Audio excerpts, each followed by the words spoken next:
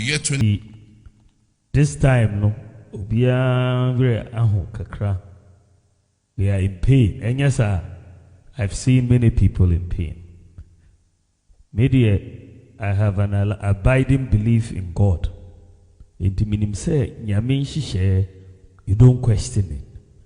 His ways are not our ways. Inti ohihye baby na onti ase. But ade nhihye no ebia ene na eye papa ma wo. Udi onni. His ways are not his ways. Inti who pain no. Don't start blaming people.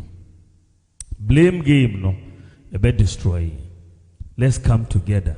Because ye name say if we are young and a head power no mouth. And to just say the yebeye so that by 28 no we are united. Once we are united no with a goal, you are going to win in 2028. Inti this time no obia very aho kakra. We are in pain. And yes, I've seen many people in pain. Maybe I have an abiding belief in God. Inti minim say nyame nhihye, you don't question it. His ways are not our ways. Inti ohihye baby na onti ase. But ade nhihye no ebia ene na eye papa ma wo. Udi onni. His ways are not his ways. Inti who pain no. Don't start blaming people. Blame game no about destroying. Let's come together. Because ye name say if we are young and a head power no mouth. And to just say a problem. One way mama junima yem bebre kakra. Na pressing bell no. Nana. NDC 4 okay abra ye beto aba no. Omo bo modia ye press conferences ami jamfi. National Communication Officer ana wodi anima omo ye sa operation no. Na okay Brigadier General Ajiman Prepe. Yeah. MPP time. So obekaya wo ye adwuma bi e wo so ye bia papa itumi bo modia CZ excavators be 200. Onim diaba ma adwenim sesei. Abra regional minister ka say one forest reserves no 2 weeks ultimatum. Me won say videos be go viral say amanfo excavators ye deja to 2 years hye ade na me kai those days almost CZ be 200 excavators. 200 excavators no almost CZ ye no. Nana NPP aban e bo moden a ehwe ye nhwe han 200 excavators no. O de emfa say 200 excavators ye CZ as ye CZ.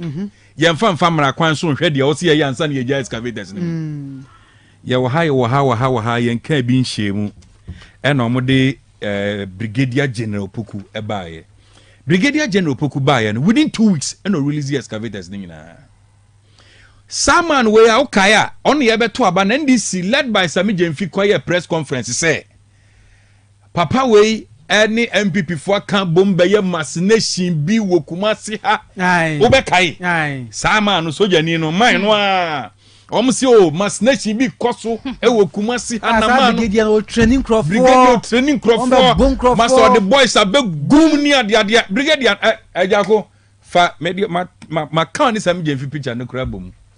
Aye papa see the man here me kai say me ko shian baby me ko ne nchen kwa ba Dwabrem Jumadi Esunie meeting the cash na yesin konwa se o mamu sam ye bone bede na yetumi abomodi asane muku ha efisa ditres no efie ha na ne nyina wo ditres ne nyina ekura yen ha so aha na yesin konwa se asane so se me producer sabo machi dom minim se wa gibrado for your busy schedule odo kasa fidie na to OTEC 1029 FM Dwabrem ewe social media handles no so Facebook and also YouTube no so hoye OTEC 1029 FM aye Facebook ame patch obomodia follow yen Dwabrem ewe YouTube ha subscribe ya bibia besi nkonya no on sabe kayen lifestyle bia binya de so ahu na Dwabrem www.otecfmghana.com so www.otecfmghana.com so asemu fa sansem mu kroje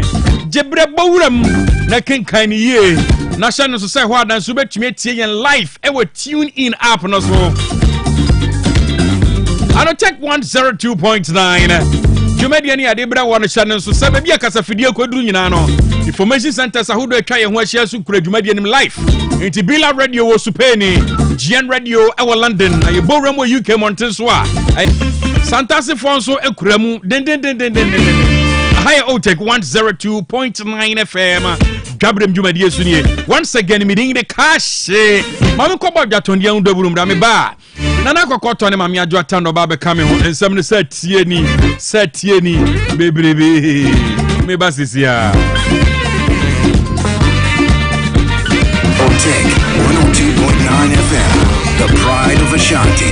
Mami money adwuma udan ya ye fe Mira me da se na esomo ye no na aka o ano de anyine ho mami aha dan ya ya boso fefefe nyina eye donima sea complex ahunu se etoda enua ye de boya dan so no eta hunu anase mpo emuta kokko a eba saa na dan ne nyunu enti odi DSL alloying steel trusses enadia ye de go dan so aba eda bia utumi di go so efo ena enwe na aten enti se odi DSL alloying steel trusses yi ego dan so wia na odi donima NMK premium roofing sheets and chancing aboso aka ho oh na chese adwuma na NMK premium roofing sheets and chancing donima dia bay ye o ma hodo ye wo NMK lawn span alloying and governance IBR and NMK nails emu pia so se woni sika donima e ma otua ne kakran wenum ye latest producer donima dia ba abeka dada ne ho enti me nkɔ he kwasafo YF Johnson obenjiare anafre 0244126625 and 0540101555 donima steel complex babia ade power efuo no Apomode mapade eno ane hepa plus mixture apomode mapade eno ane hepa plus mixture Hunia, Pavi, and the Black Smokes Mr. No, Malaria Dronana. Anne, say an answer. Who bet ye the same wife, you know, you're tested positive. I am no. Says he a cool malaria morning, you know. I'm in negative. I dear, 1 hour, Hepa Plus Mixano, and what do you swabber? Cynthia, I was so immune system, a strong debia. Anti Pavi, a support to immune system, no. Not plus mox, no so, to malaria no good. Malaria symptoms, at a say, at paye, I fear, one more tour, and 1 meranums. Achakura 4 days, not Pavi, and the plus mox mixer, 1 nomono, to malaria and asakura. And yes, I dear doctor. For 0542 778572 and 0542 807907. My dear Grenady Pa Pavi Plasmox and Hepa Plus Nina. A pin for about or more manufo and Quada when you feel to you come. Our pharmacist in her bar shop. FDA aje Jordan Cratwayatu. Order 4. Uchuchu will see a moja few no more na unumunsia yuna will see a kikimi and a summison. Aya na near maybe she shall symptom. Fifi hose bibi hyehyɛ ho ɛya na enka efi no mu ba ti wo kaso bi one to trinity connect ya na wo se bi abu ana etu ya pese wusi na pese wusi gold silver ana mpo wo pese the braces egu se so ana se wo de ne ye wo faase a wo pese yiyi efi ho de ma wo by Grace Dental Services wo ho de ma wo eti fa wonum ho nyina bra by Grace Dental Services by Grace wo Kumase Breman DVL in Chain Pair or Sakwadre area wa BPN Yamien Kasa 0244 97 68 05 0244 97 68 05 Yadamasi Apomode mapade eno ane Hepa Plus mixture Pavi Plasmox Hepa Plus mixer to malaria and asakura. Sweet darling, my beautiful baby. Hepa Plus mixture ye busie ya no mama hoden aba. Busumi pini menti ase me do. Tie Hepa Plus mixer enya adwuma ebe ye woni padua no mu no. Afie kura na ebe ye onwanwa mo. Aduro ye ma general well-being. Abusua pom mudin hia me yie esne bibia. Enti me manom pafie ha. She oye Hepa Plus husband. You the one Hepa Plus husband, and you also want your Hepa Plus wife. Na abano Hepa Plus mixer. My dear Grenady Pa Pavi Plasmox and Hepa Plus Nina. A pin for about or more manufo. And Quada when you feel to you come. Our pharmacist in her bash at phone for 0542 778 572 and 0549 297-463. Pepper Plus mixer. Mapobudra mapa. MDRG Edwin Krasoya. Miss Chania Disaheba capsules. Madam Sieni. Hey, and to what in your pan and what's the said Disaheba?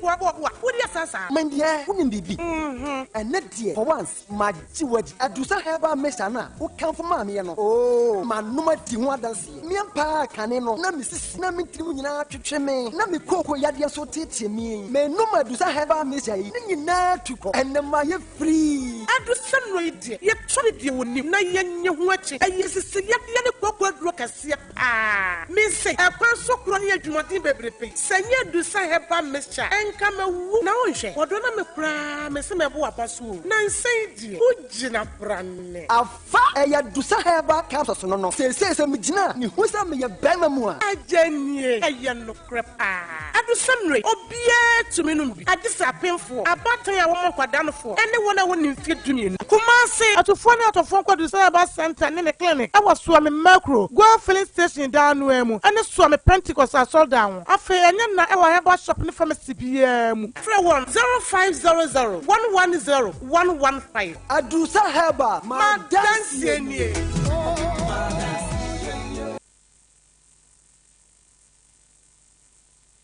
OTEC 102.9 FM, the pride of Ashanti. Dwabrem.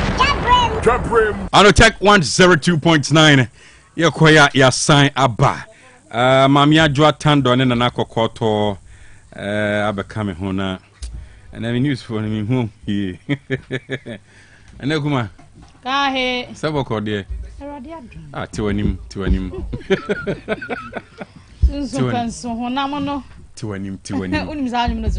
Request mommy.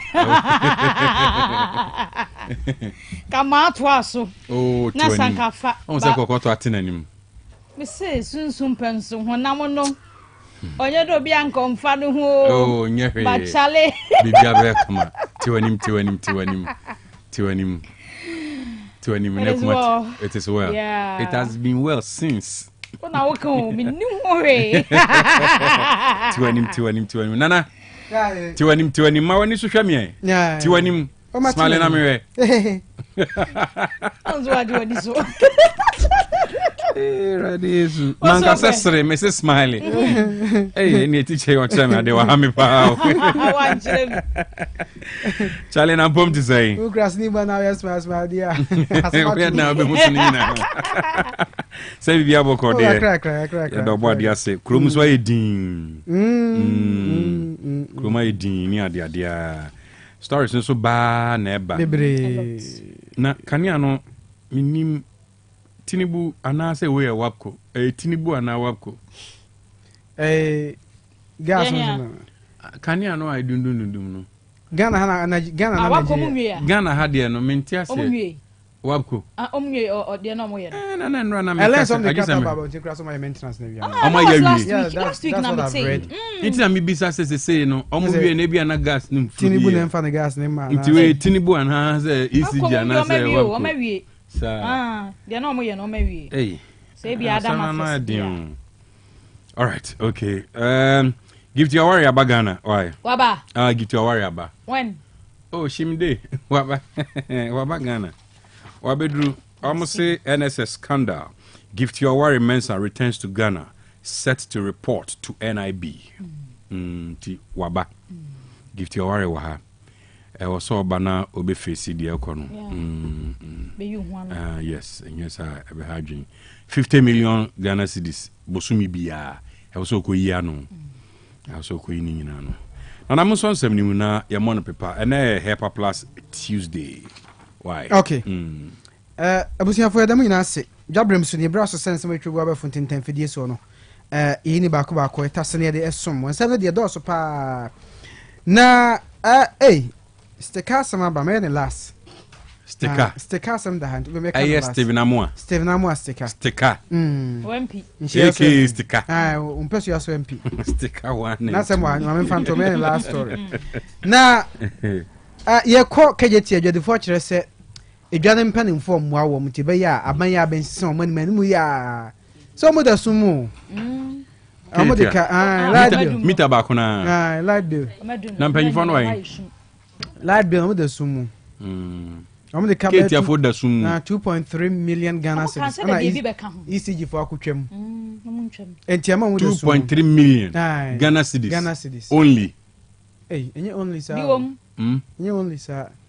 Only. I'm the German say no see abo nke to. Opa fa check natural cash. Check they say no the only. Natural 2.5 million Ghana cedis. The last word is only. So mo tell now say full stop. Omo bebere jino. Omo bi o bank one dey say. Omo kan bom nom check gra only na no metro. It is ka bia bebo bia na only. Eti omo che say kana abanti amomo da sumu ya adwade phone super say. Sa management e wo die. Omo nim ni omo ye nti na omo mpam omo no eya asemba kwa kumas ni asanteman ha de adwade fo omo bofu ekoso pa na wasan so abamane wa ha bio dom kuma mighty minority anomo ka kire omampani John Dramani Mahama say papa yi ba ye ni gina ana generator sha ase so me ahodo obeti to generator asam so ni OTEC generator super papa ametiasie he ya kra krafo na imos mudia mika e dia generator super ndom say omampani John Dramani Mahama wotie mo ade no ana kania na dum papa wade no na kania ade e say o basa wo fi anka kama omampani Mahama wade no ebedum no kuma na kasa o omampani John Dramani Mahama wade no foi na kania na dum e say generator na sha say backroom pam say onhwe no fix say dum so no a odi aba no so na de be so na de be so dum so ho nti on fix don kuma no mighty minority wabo ho amane wa ha na national economic dialogue eguso ekoso na empemfo yese we nka na nudwumade nura ene ne na kwam de bibia aba na wieye nanso no ora nyakwampem deputy finance minister designate wakasa de atudwa se ahreho pa se besi ne omu nyina ka ade fefefe na minority fo ayo madwene se mo be ya mo ye mo nya nso amunyai ye mma besi ne nkrofo ya mma wasi we nye de edikan ebrebi na setekpete so no saa no mo ye ya eno nso saa Royal Century Economic Forum omo nso MPP fu ansanko enti ase history na na repeat mo de frɛ bibia economy hu asɛm a we dodge momma enti nyakwampem sɛ ha dwene sɛ enanso biem MPP asan ka wo mo ho ma ye o ma de ni biem a wo ma sɛ wo nyina betro adwen wo ma ne nkyekireye wono ma anya amom eno eye ensem bia deputy finance minister wode atu edwa na owura to force finance minister na nkasa wode atu edwa sɛ economic challenges o ma ye na amuo no se yamfa differences me MPP ni CPP ni me papa kura party adi twa na funu ne sai niyama na nto nkyɛn a ene enyiyama ba yiri seta sanze obia adwene baby ofiri ho obia adwene baby ogina ho ye ne sanso a enye yie yesa man no baby akɔ no enye de ne obia fa ne differences mu baby yamfa no nwu akire na ye ni kan nwene wo man ne ho kane ansa na obia party interest ba nyasa ne the colors no party flags ni di animu a wo man baby ekeka kɔ no saada ne ye be kɔ no yempa ne saade a ene na ye nyina da yensesa na wo man no ye nchichiri ne ye di e ma ne nyina na Dr. Cash so called Tafo Government Hospital aros me free ho ba ne se emma baby omo wo no ho ye ketua bi tinam so ama ebinum kra da form na wo be ko na wo be wo da form akra yi ba no twi botan so na akra wo konya pani de be da onwa man no na no twi botan so kra ketua onye numnufo na no ahono pose na no aba manye se wo si maternity block bi wo ho no mo sha se 2002 when yana otu na obusa se ntimpanifo okrum ha oma nkofa to abama mu amusim wo krum ha mo bo ase kro bedi na wa hye maternity block ase 2002 23 years near Dr. Cash onwie edanis wo ese pro ntiama omanfo bi etafo kire se penfo hwe no onye se adwuma no mo na anko yese confirmation bia na nke o se o former MPs ni o current MPs we buy no be kakra we su buy no aye kakra lobbying we na on eto de bia ya na asesrede nko an o ukono akopem wa kakra wa ha na de abeboa ukono apem wa kakra na de ababeboa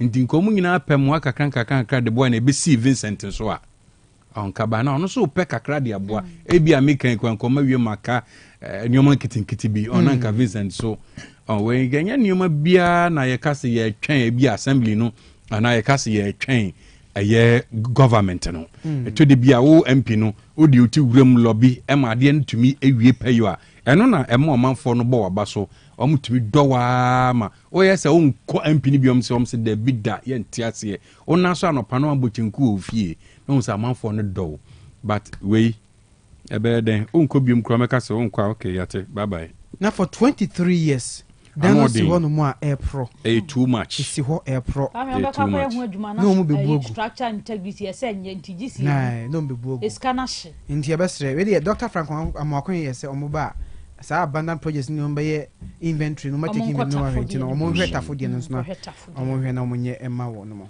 o bi wɔ hɔ ma yɛ na se ka deɛ no deɛ last time ma menwie ni nyina na wo de na toa so me toa so wa ha dia speaker of parliament yɛwura abamba be wakasa sɛ wa wo tena na hwɛ fie hɔ daughter of a medra saa case no enkodai speaker sɛ wonia wa da ho adi sɛ bo mia na meka ye megye mfonsuo tum na so obɛpa kyɛ wa wapa na fiti sabre ya kwa wonia ama me ginam na hwɛ fie hɔ ama megye antum wei 1 week come and confess so one confess pa de beba wo fie hɔ no ebo baba enti fiti sabre ya kwa no speaker sɛ wei na wɔtwe nipa no omo pese ebebo di na ma sɛ wo na aka ye wa wonim statement a make ye sabre no enti wa be yu hu adi kyerɛ wɔm sɛ me nuan we de man ka ne ye kura na de obɛ no wayɛ wo ho ɛno ɛyɛ nsɛm bi a daughter of a medra yewra baben 1 week ultimatum nika no wɔmɛka ne no masɛm yɛde bɛkyɛ ne de akyɛ bɛtwe na sonso a sotwe bi ɛwɔ hɔ no yɛtumi ɛde ama no ɛno ɛyɛ nsɛm bi na kyɛ sɛ nipa na nkasa mbɔ ne din dia ɔmo nim nipa no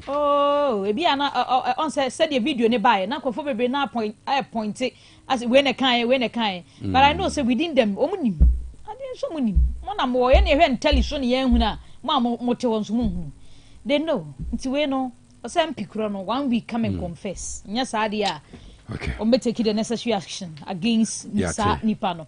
Now, Kwam Gavins, Roads and Highways, one in a mountain how say, okay. Now they are two just as swimming interchange, you know. Challenges are who do be na never home. Was a woman, boa, now woman to me every watch as a challenges. I want to be near Ghana Water Company or my pipelines. I would relocation. No, another challenge. A fee, what my was here, more compensation. I would na one more who can, you know, you show woman, Saprana, baby, yeah, Nina, ever one of ye. A fee contractors. I would do more, Jumano, see Kakra, that way the bay project, you crack up yasum. Into a trust a Yama, you be a hopa. Now, so said ya bang about Wakas, one year be biasa or betrashono. A banish shop boss and many ya. Wamne mpemfo betena se na de ombeya fa ho bia ntentem na o ma ye interchange no so ame ho e ma ye nyina da ye ho atumi atoye na samo okujeto ablakwa foreign affairs minister wakasa de atu jase wamo be special passport center sahodo e de ama ye nuanim kramofo we no center we ya eba no baba beboa we wo kɔ haja na abɛkɔ wo haja brem sonso obɛkɔ bia wo nkɔ sanse wo mo pɛsɛ wo ba bɛgye passport na bɛyɛ ehun 10 dia mawo enti we special hajj center me gia to why oh we no ye ma ye gia ye de mo kɔ ani pɛsɛ bibia kɔ fa enti o sɛ no 300 Ghana cedis obia wo ba hɔ dia 3 500 Ghana cedis na abɛtua enti special hajj 500 cedis na say back on 500 na we no say what is so special about we this enkoda ho 4 months 6 months ni bia o ye ya no mo chese wo mo print bia ma 5 million na betua obekọ nko ade na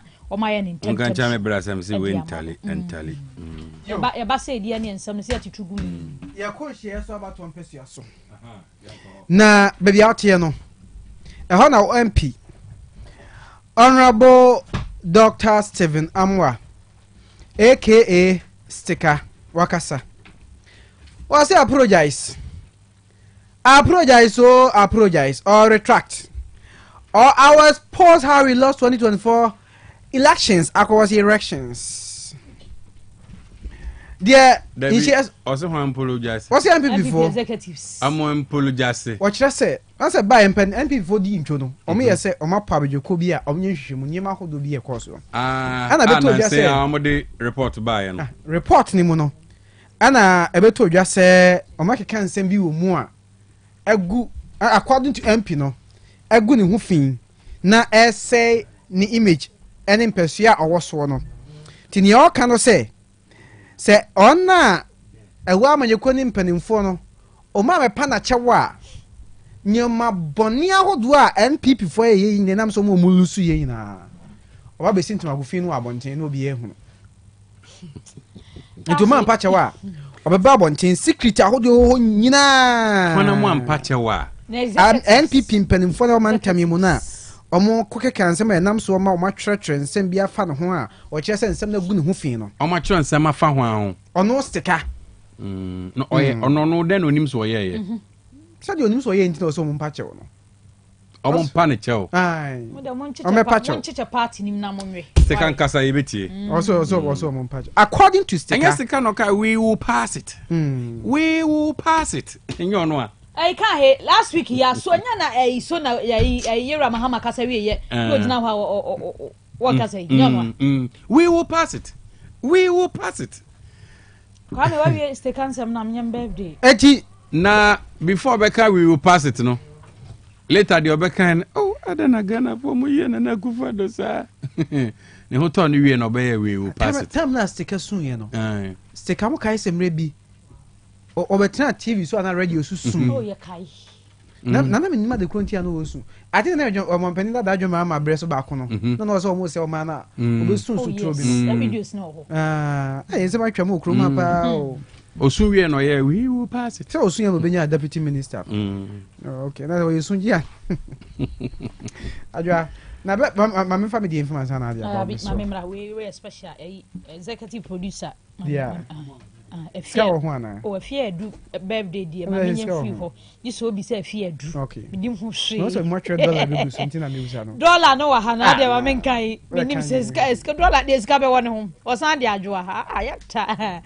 abusia happy birthday we call dia manager or Stamford Bridge manager happy birthday to you we free adwo dollar say o ma woda pa awode emunya wa papa ni nyina wo sere rade ede emaw enti manager of Stamford Bridge Adwadola say happy birthday enkwatenten bia ho ne wom sika ene ne aka bia ye ne wo bo ho paye no manager erade emfa emaw happy birthday to you and birthday no more de and more special birthday indeed she's very special to me kwame ma wo ne so na wo temi nche he ya special you mean to be I told her she's special to me so mam fan to for me to mama nte ese ba wo ne the ma Esther Sapon or UK Esther Sapon so drip no yeah very necessary or UK or I'm a godmother okay the foundation no one shase one am ska shase kama me ye Facebook on the frame say yenti foundation one ni aba friend man Naomi ti seed man am the share foundation as if remember me one ni aba friend now you know and na wo denti ma Esther Sapon bia obia awda pamunchi ankoma no insha no ya de and I just heard say on home fan die asabi enti no the bomb pipe man say nyame nka no na onsa me ade waya de ma wa obo afoforo nti ko be ni nyame shira no papa prophetess Adwa ma prophesize ye wie nyare dia ka o nyare ka betene nka on say na bro be say na bro so thank you, ma. God bless you. Nyame nka ho. Wishing you Godspeed. Yeah, wishing you Godspeed. We are going to be one camera for me nyi. But the Matia sent no, this is very I just have to do that. Hey, na family dia ya no pregnant. Fa we bra twi mo ma me na yentimi to aso why. I say be happy with the little that you have. There are people with nothing that still manage to smile. Also, snaz me catch us a smile. Oh yeah. And I want to smile. That's not straight. Laugh and smile. Wasi kakra na wo no. Mo ne nye ho. That's right. Mo ne nso. That's right. Ze binim wo ho no mo a nia wo no kra no. Wo no mu ne bi. Enti yesre kakra na mo ne nye ho. Method man 8 year wa Franchu Jom. Method man was silver if on a more foreign sports no. We school test school. Wow. Time we SRC program advice. Enti me yanko brebo pa no. Method man. Enti method man on do ma muti OTEC awie. O se afrato adwom ho de agyae. Edem? Me ofre me no dem sa speakers no on my idea ya francho mo amuti nyina nyame hyiram se muti OTEC from don yimu method man bo ma betri mai eda se pa ene na ka he said ye kwa me dia ma me die ma me ntwa so e wa ha sei kwa me die oye foreign birthday wi a onya dia kan onya dwuma bia biem nti ya o sa dwa wo na de ofata dwuma nti die ye enti na akwabia asante asamba da bi mesro said asam ne tie bia wo ba e de ye beto ye ne asiesia ye ne kama busua de awade nsase obi na ebu wa mesro fa ne bra said ye wote na akwabia asante ene na bedwafo nka no da bia meka sa nyansem ni nyina akra na ate na afidie so ebi wo ha ye ka ne fitiem ne atwa so enti fa sam ne bra mani ni 0536222554 0536222554 Facebook, TikTok, Instagram, YouTube, X. Can you cancel Twitter no? OTEC 102.9 FM. Yeah, like it, follow, share, comment, na for floor. Enya e be and share. Person send a voice note na. The air can you na. Person so can be a 0505225578. 0505225578. Kahe. Me da say. Nyamishra mo papa. And Benada. All right, programs now the message be Dwabrem one mystery. Me ready piece nema kokoto wie no. And the message abasisi message no oze. Ose and why should you compare yourself to a poor person? Why should I fake a smile? That's any mad. I said, and now address Raja. A macra noa. Why should you fake? Why should you fake a smile? I say, why should you compare yourself to a poor person? Yes, you can't. You can't. And yet, to be a papa experience and yet. Into programs, wait there. All right, on the Tech 102.9. Shannon say, and then. Francis Adoeke Chinyeba Ebekasa MNDC Amenyokono. What do we check kwada so constituency executive member or Sanka regional communication team no ehon na NPP era kwesi Cheidan so former Ashanti regional communications director Oberte Nenka ewa ha na Dr. Aaron Kuma a senior lecturer wa Piamenka University.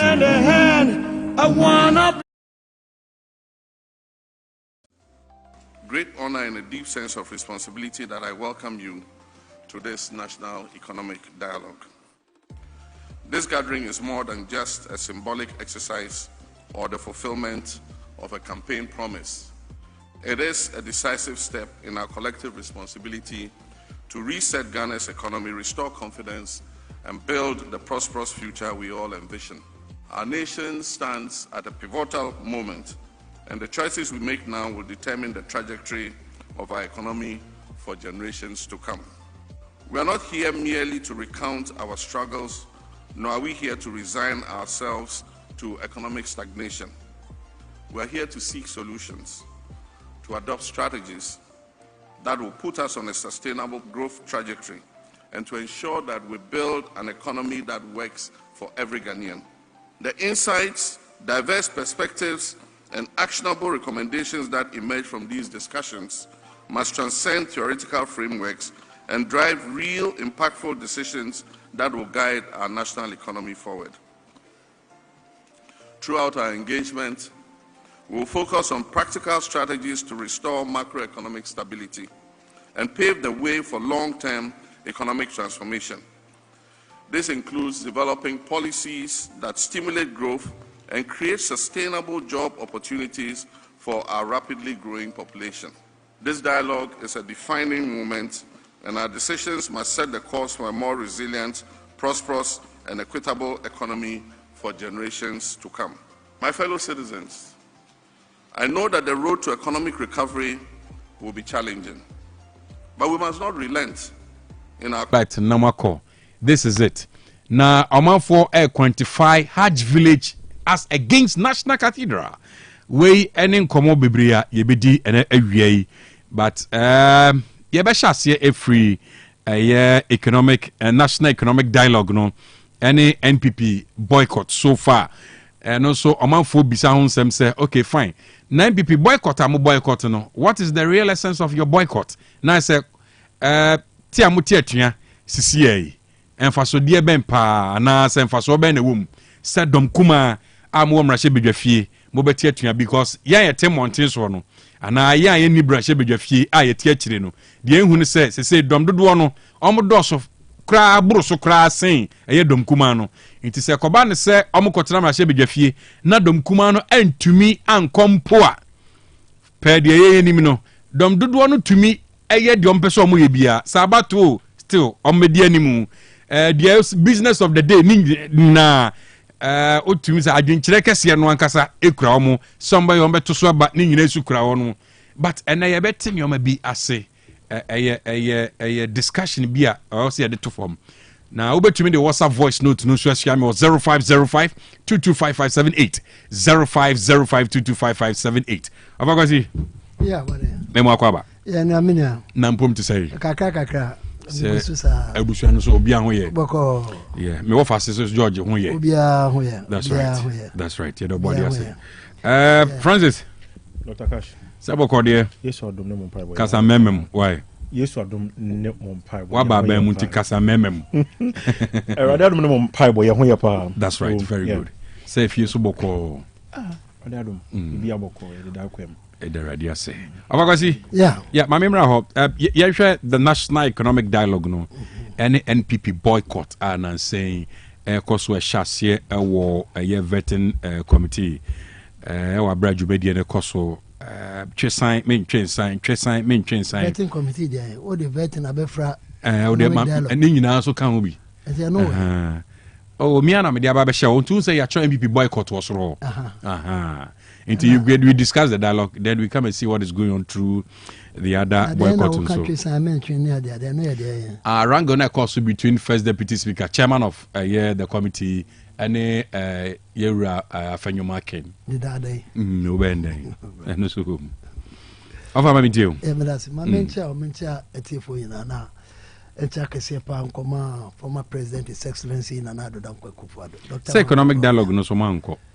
Na yakopede and so your boycott no more dem would my main church na membraso but I say I mean penyifo nyina na me party ma na check say pa so come party ma a friend say constituency the polling stations when say check cry komodi bebe beba yeah am ye na so aba me de komo polling station na go no te me che obia ne Ghana fo nyina so me che mo omo so a wo mo akọ to aba nu mu na so guso a metiachi mu awo Yesu Kristo dem ade wi nu akoto aba nu mu za ayi economic dialogue but before we call economic dialogue o can be for polling stations say enche nkomo bebrebe koso there say polling stations no shall say shisha and you know there will be more of meetings from that level then more meetings then you carry on that's how it goes but currently reforms be anya mai oh that be ba mo better all right okay but we do it Matthias we do it na ayi edu say ya ka ayi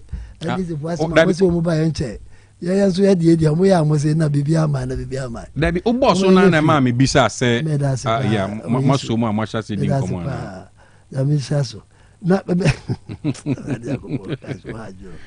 that's it the economic dialogue I know there problem be anim oh that pass over ko credit so papa na ho frem no kra wo fa plan bia meto e de no mo dwene ho media no se ya mo moye kakra de be no mo dwene ho oh aye waste o mo ye niam bia na se wo mo de o mo nwene afidie bi what I say kill bi no mo ye o mo wi a o mo se o dialogue no ko ye dialogue no sei je say de o mo ye education forum ye be kwa na fi ya ba ne aba be ka so ye ko si aye no ye see enkola no fadua no bra ye ko si aye ye see obi aye nya cut off point ye ko si o mo adwene na wo mu trim no e na o mu sumu fidie bi dia fa ho ye plan bi na o mu ti wa wo mu ye na wan kasa wo tia wo be kai senche ene senche ye bi ne ana say we ni senche difference o ni me no se jo mu kontra senche se wo mu nko IMF o mu ko ye nkrata na about 99 page report wo bi ana wo ni bi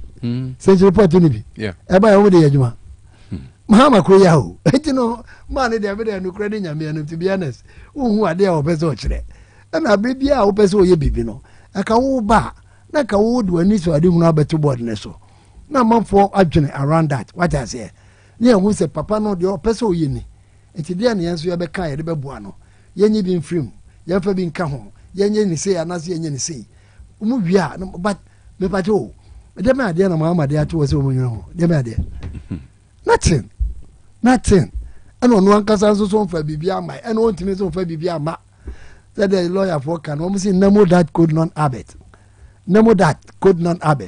He who has not cannot give what he has not. The man has nothing to offer Ghanaians. It is then on the two tables so. It made them just say you wish. And I'm also crown. Ubecha. You see other MPP farmer. My born MPP for trees so much say mine. And you can walk on your man overnight. You have a point. It doesn't tell you. And yes, I do tell you, I would one who was I go for Ben and Umutikrume. What big general parliament? Parliament, I would die, and Nema a bunny ye, I Nema Abe or Mino Crano. What do me recognize about cry? The Pia virtually yet. Intina Ubizas Adentina was a how. I don't know what's a how. Set one call. I don't know what's a dialogue in the B. But what I say? What by and wouldn't very well. Said Ghana has here you walk. Na a free Kwame Kuma pencil free 1966 Eddie ba Ebeka 2016 your gold reserves are near winning in ano 8.2 tons of gold and near war and that you were 30.6 tons of gold your reserves are MPP are buying as at the time of Ofia Kunyaso I think 30.2 tons of gold as at the time of Ofia Kunyaso in 2025 on our dear Jow. What me acknowledge it also be we buy foreign reserves I would 6.8 billion. About when one 8.2 as 8.4 billion. Yeah, what do you recognizing in her abandoned hospitals? I will see abandoned hospitals. I will see crowd wouldn't say papa, what wouldn't say papa. No, what rubbish no. Say never and a friend saying and functional. I said, no one money functional. Or say in spite of spending the $400 million, Baku Crane you are operational. Obwa. Or they say it's not about say infidegum, but of just say any operational. But then operational. Yeah, we are there no. Ade aka ye nipa be kwa yedwuma. And I also na ye president. And the back stops with you. Nanado onye president. So hold on. What does? Hold on. Okay. So which one is it threaded no? Anase sabronum de no. Enanka ufil say the level of machines egum no e wo say etumi ye adwuma right away. Yeah. Threaded which one? Ni sabronum de no ne ade no eno ye vam your government projects no. Okay. Eno ye different. Eno agenda 111 Baby a ye bia sese no. De aka ye nipa ye do mbakwa kuma mako ye adwuma. Ebi ti say de en. Ebi ti say ofori krom. Completed. Bibia wo kom de na sen crab minister by kran kokoto ko. Very good. Afa wo ba threaded de no. Completed bibia wo. What I say? And I would tell you ye western region so bibia wo. De wo waka say nyina no so ye bebu body a che nyina no so no. Ye betimi aka ne de asiso say sa hospitals nyina no ya hospitals a emfidie ni bibia wo mu a eye e wo say ye adwuma. Wo. Enti say wo ba. Na say want me ama ade no anya adwuma. Na say wo kwa koto bibi akwa kosimo. Ana say wo kwa koye bibi wo mu. But you ba Evans ba me de be me no be difference ones be two e de amana say me say no ya wonfa nto so ma na Ghana fo nyina hwe say Muhammad be di intro na che Ghana fo say ba kokora ni ho obedi intro because ya ye ni nyina awie na say nema wo mu nyina no e wo mu a e de ma de no wo say oye na say fo wo say odi wo mu kogum ye adwuma no opa mu makotra fie e ti wana oblemu no e ti do tembi na say ye ka sama ya na nyese bia yetan obi o what I say nyese de yetan obi na mum no ade a omu eye no enya de ya de papa ana nya de a eboa ye nyina wo da me kana se enya de a eboa ye nyina enti ne ya bese na mum mata se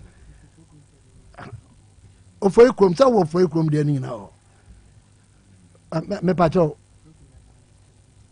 sorry ni nyina me pacho de na me twe wa adwen siso no Abra health minister by no. Omo call around so omo call for krom agenda 11. Yeah. And omo call trade. In all, a consultant dwumadi enu kura no. E kira Oh no, he spoke through the regional, through the health minister. Also for Ukrainian, $100 million. $100 million. Let me say. Maybe also $100 million. And Sana Hospital need to me I operational. What? And at on kind of cry. Hold on. On kind of cry. And at the end, so say $100 million. Open Kennedy. On kind of cry. Kokotobra. On kind of cry. Me say on quarter. Hold on, Don't worry. Let us see the visuals. And you let's see the visuals. This is not your problem, so don't worry. I don't know. Mudru Hono, what really went on at hospital? Dr. Cash. So don't worry. Agenda 111 project, prior to elections. I'm one reporter. Some of these areas we visit here. There are some report about say 90%, some 80%. So the aircraft at that point is 90-something%. Okay. Not any 100%. Yes, per the your consultants not the 2 years. Later, you say on Penyaba Abe Commission. Now, Minister Yiba for free, Honorable Community kind of for free. We went to the scene. Okoyeno. Okoyena. Which is no way. Contractors need contractor and consultant no honour. And per the briefing. Omo edima minister no kire say for the briefing omo edima minister no kire say Dr. Cash one almost say enye operational as in fidie ni bi die bigum all right but say obi yare no obekọ ho say omo wi ya asabi nto okoja ya ahwe no enye possible eti minister instructions kwa de ma consultant ne ka kire no say omo nwi adwuma no mfidie gum enti omo nkata mfidie no hu ina kosi say omba wi nye sa omo ba no be hand over na bia say ya omo entiaka as I say utie nkoma me ne of akwasi che this year na the main issue is what is really the problem tia entumi nya operational according to your enye operational because according to them one structure na nkasa niema bi wo ho a okay inside the year that's what the consultant said also then and even ba kokora uko hwetre de ni say ya e kwan ye lead di ko ayasabia no also omoye ansa ayasabia no obietimi akoso okoja ya ahwe okay that is the truth we went there and we saw the road and the road wo maye okay road we na okwan no we went there we saw the road all right and here ba ko ana mo kire say structure na nkasa no so no enyuma bebre wo ho a omo nwie but when to me and chechem say when me ma say bia e be we okay and ye ba ko it nyina $100 million $100 million it almost on be here $100 million to make it structure operational. This is the structure, yeah. All right, okay. All right, Nana made us say, all right, thank you. Over, maybe your mic, no. She says structure way. Na me patro mo ma mo ko inside. Na mo twa de wo. Aka da so mo be kan na nya no kre. Ate se bibia wo ma wo ayi atefo akọ ho. Wo sa video no. Vincent. Asefo akọ wo videos. Tafo MP. Wo sa videos na aba out. Enemy hu. Me patro me de ama ya ma ne fanto so. Me patro mate. All right. Na obi ka cho say hospital no operational anything. Edema de na ma hospital you operational. Edema na ma hospital you operational. So nema we say nyina wo. Na say nipa nurses and doctors na they ni mo a. Why do you blame somebody when you know so they are beds? OPD are you ready? Operation room are you ready? BPR X-ray, mortuary, BPR you set. Eti dia akano and say wo be man nipa kom, wo be man manpower na kom na koye adwuma. Eti what is the meaning of operational? How do you operationalize it? Enti enra me catch me friend panyi bi na me catch and say it's about time you have to speak to the consultant of that particular project.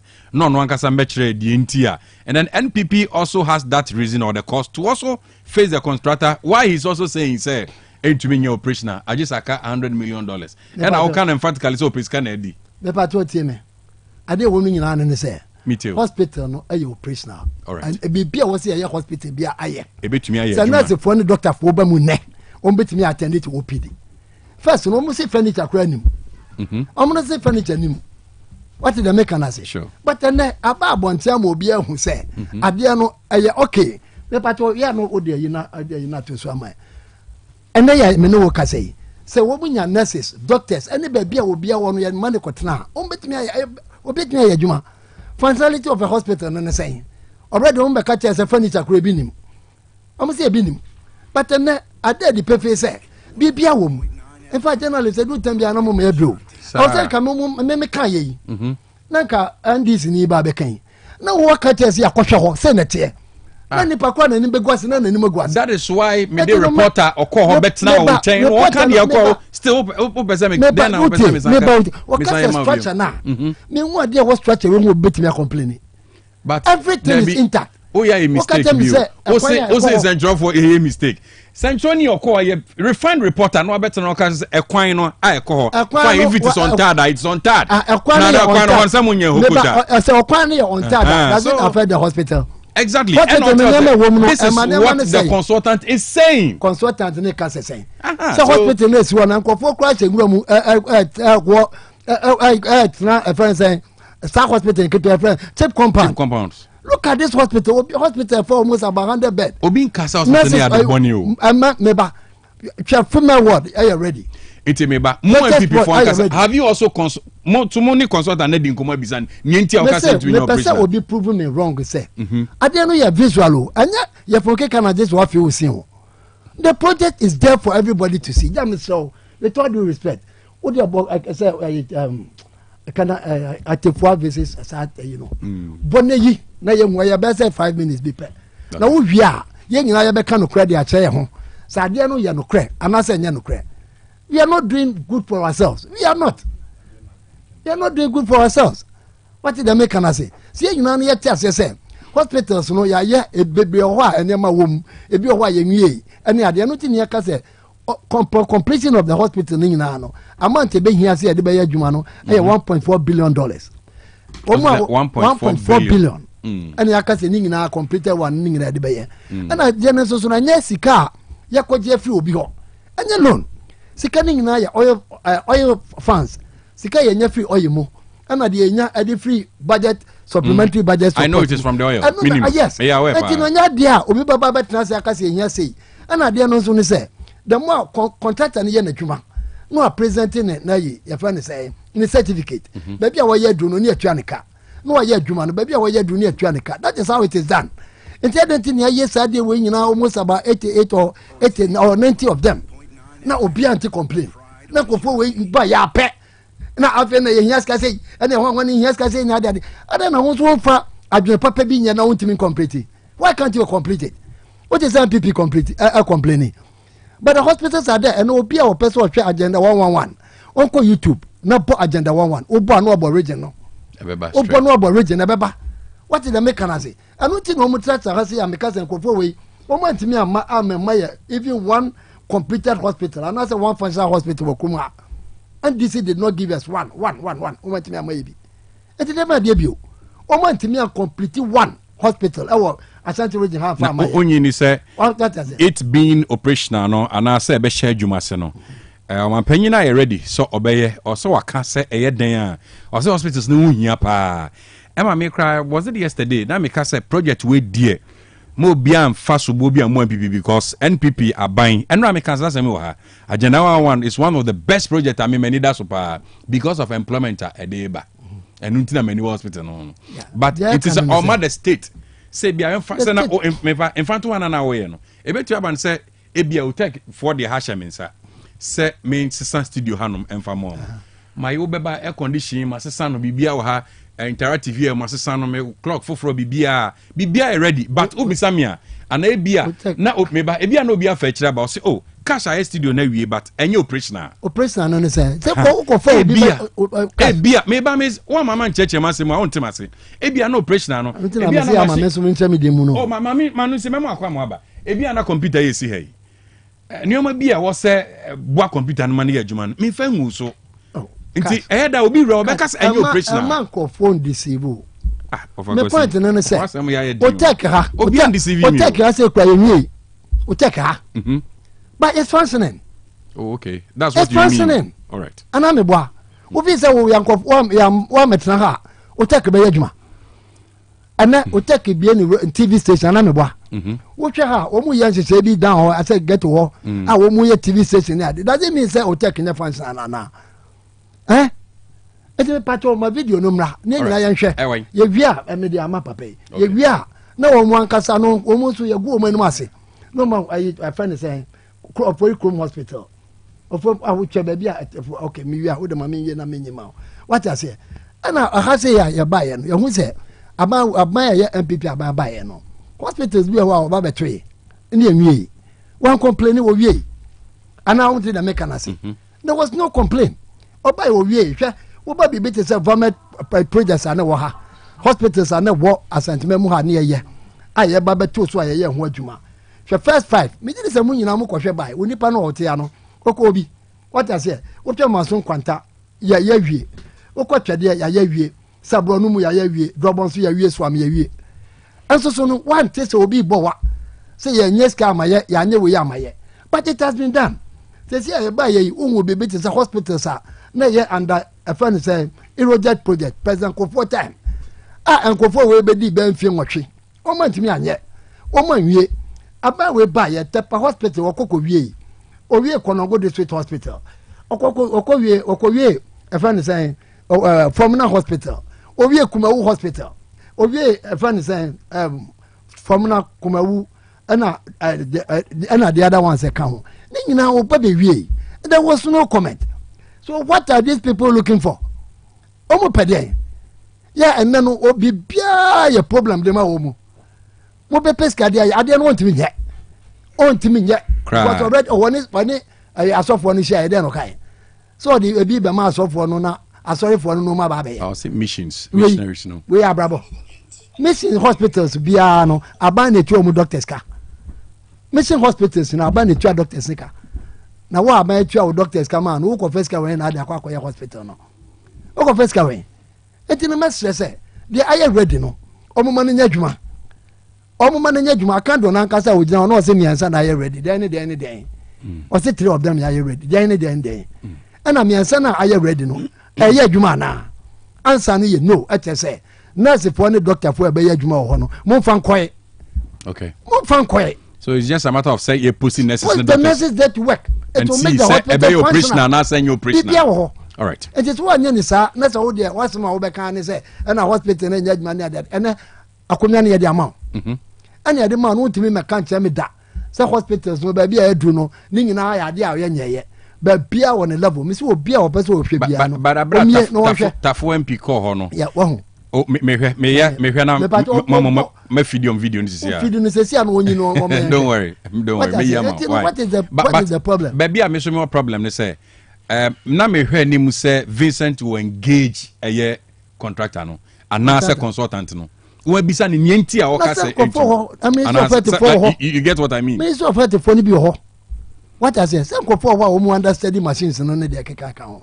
Into bisa o mu nienti o mu ka say into your operational. Obi enu wa waka chom say nya operational. Obi enu wa waka bibi sa chom. What I say? I friend saying I can't do no hear this honest to himself.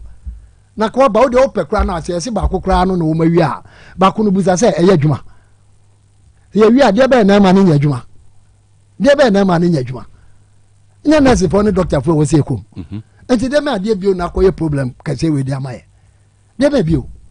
Enti me de ma say no maka chu mu say ye de adwuma hye won sa ya ma won fie nan. Efie nan no fa ye adwuma no. Na wo mo mbekwa koye mu adwuma no mu nye. Ade aye nim ni say senka ya ade bia agenda 111 ye no.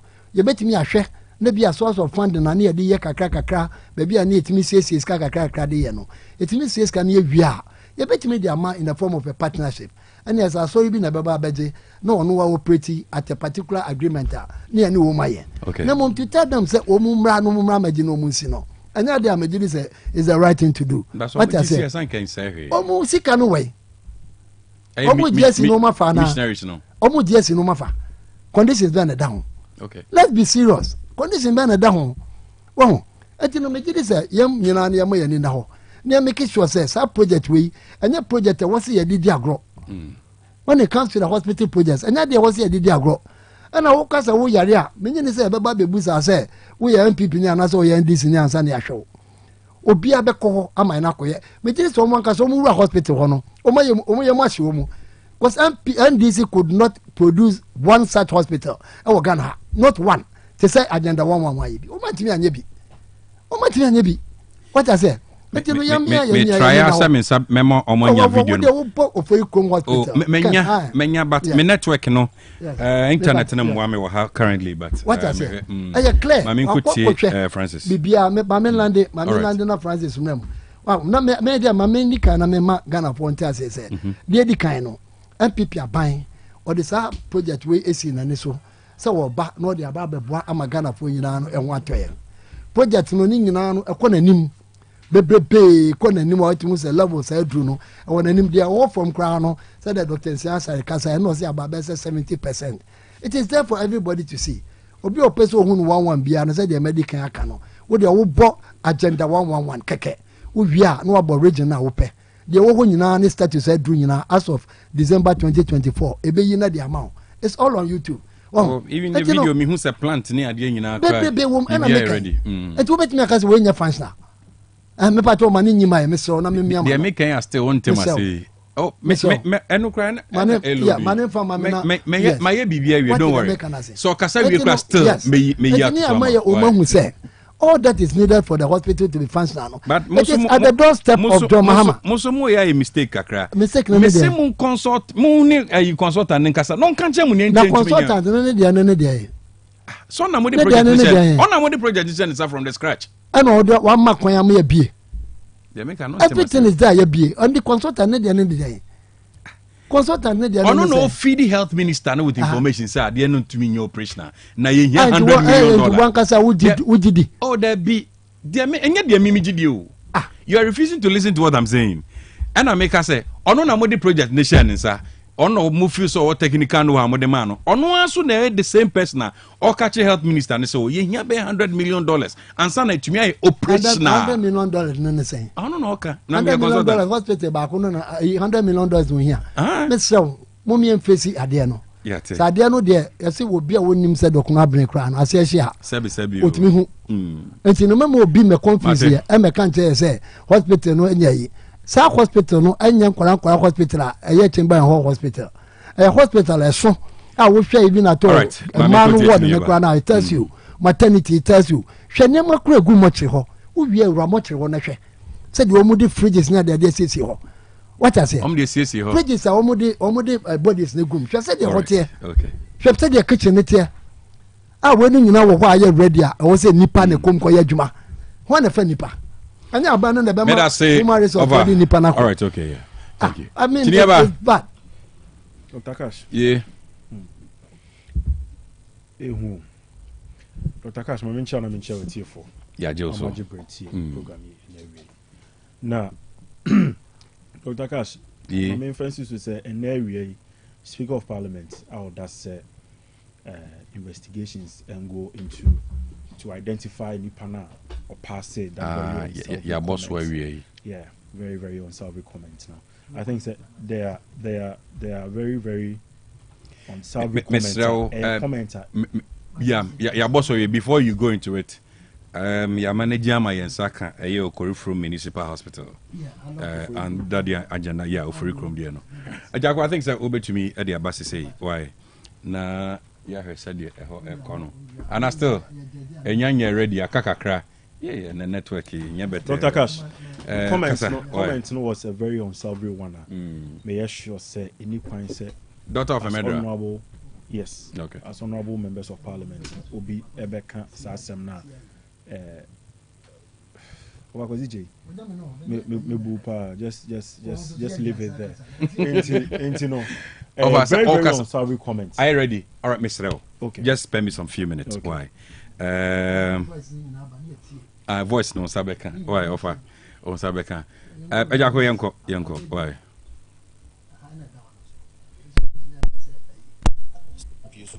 Agenda 111.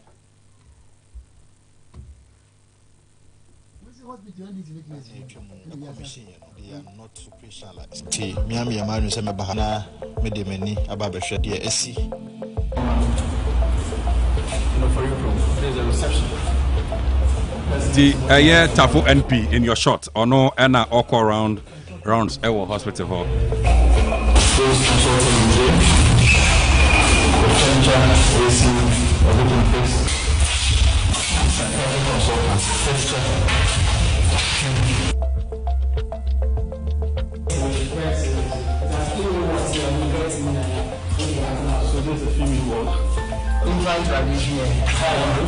Radiant diploma.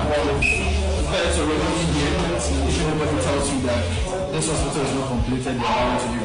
We just need human beings in here. So not the nurses, any doctor for Bahamama. This hospital will be operationalized. So when we say operationalization of a hospital, what does it mean? It only means also the problem in the area. So as we speak today, so doctors and nurses, they can have OPD services. They can admit the sick persons over here.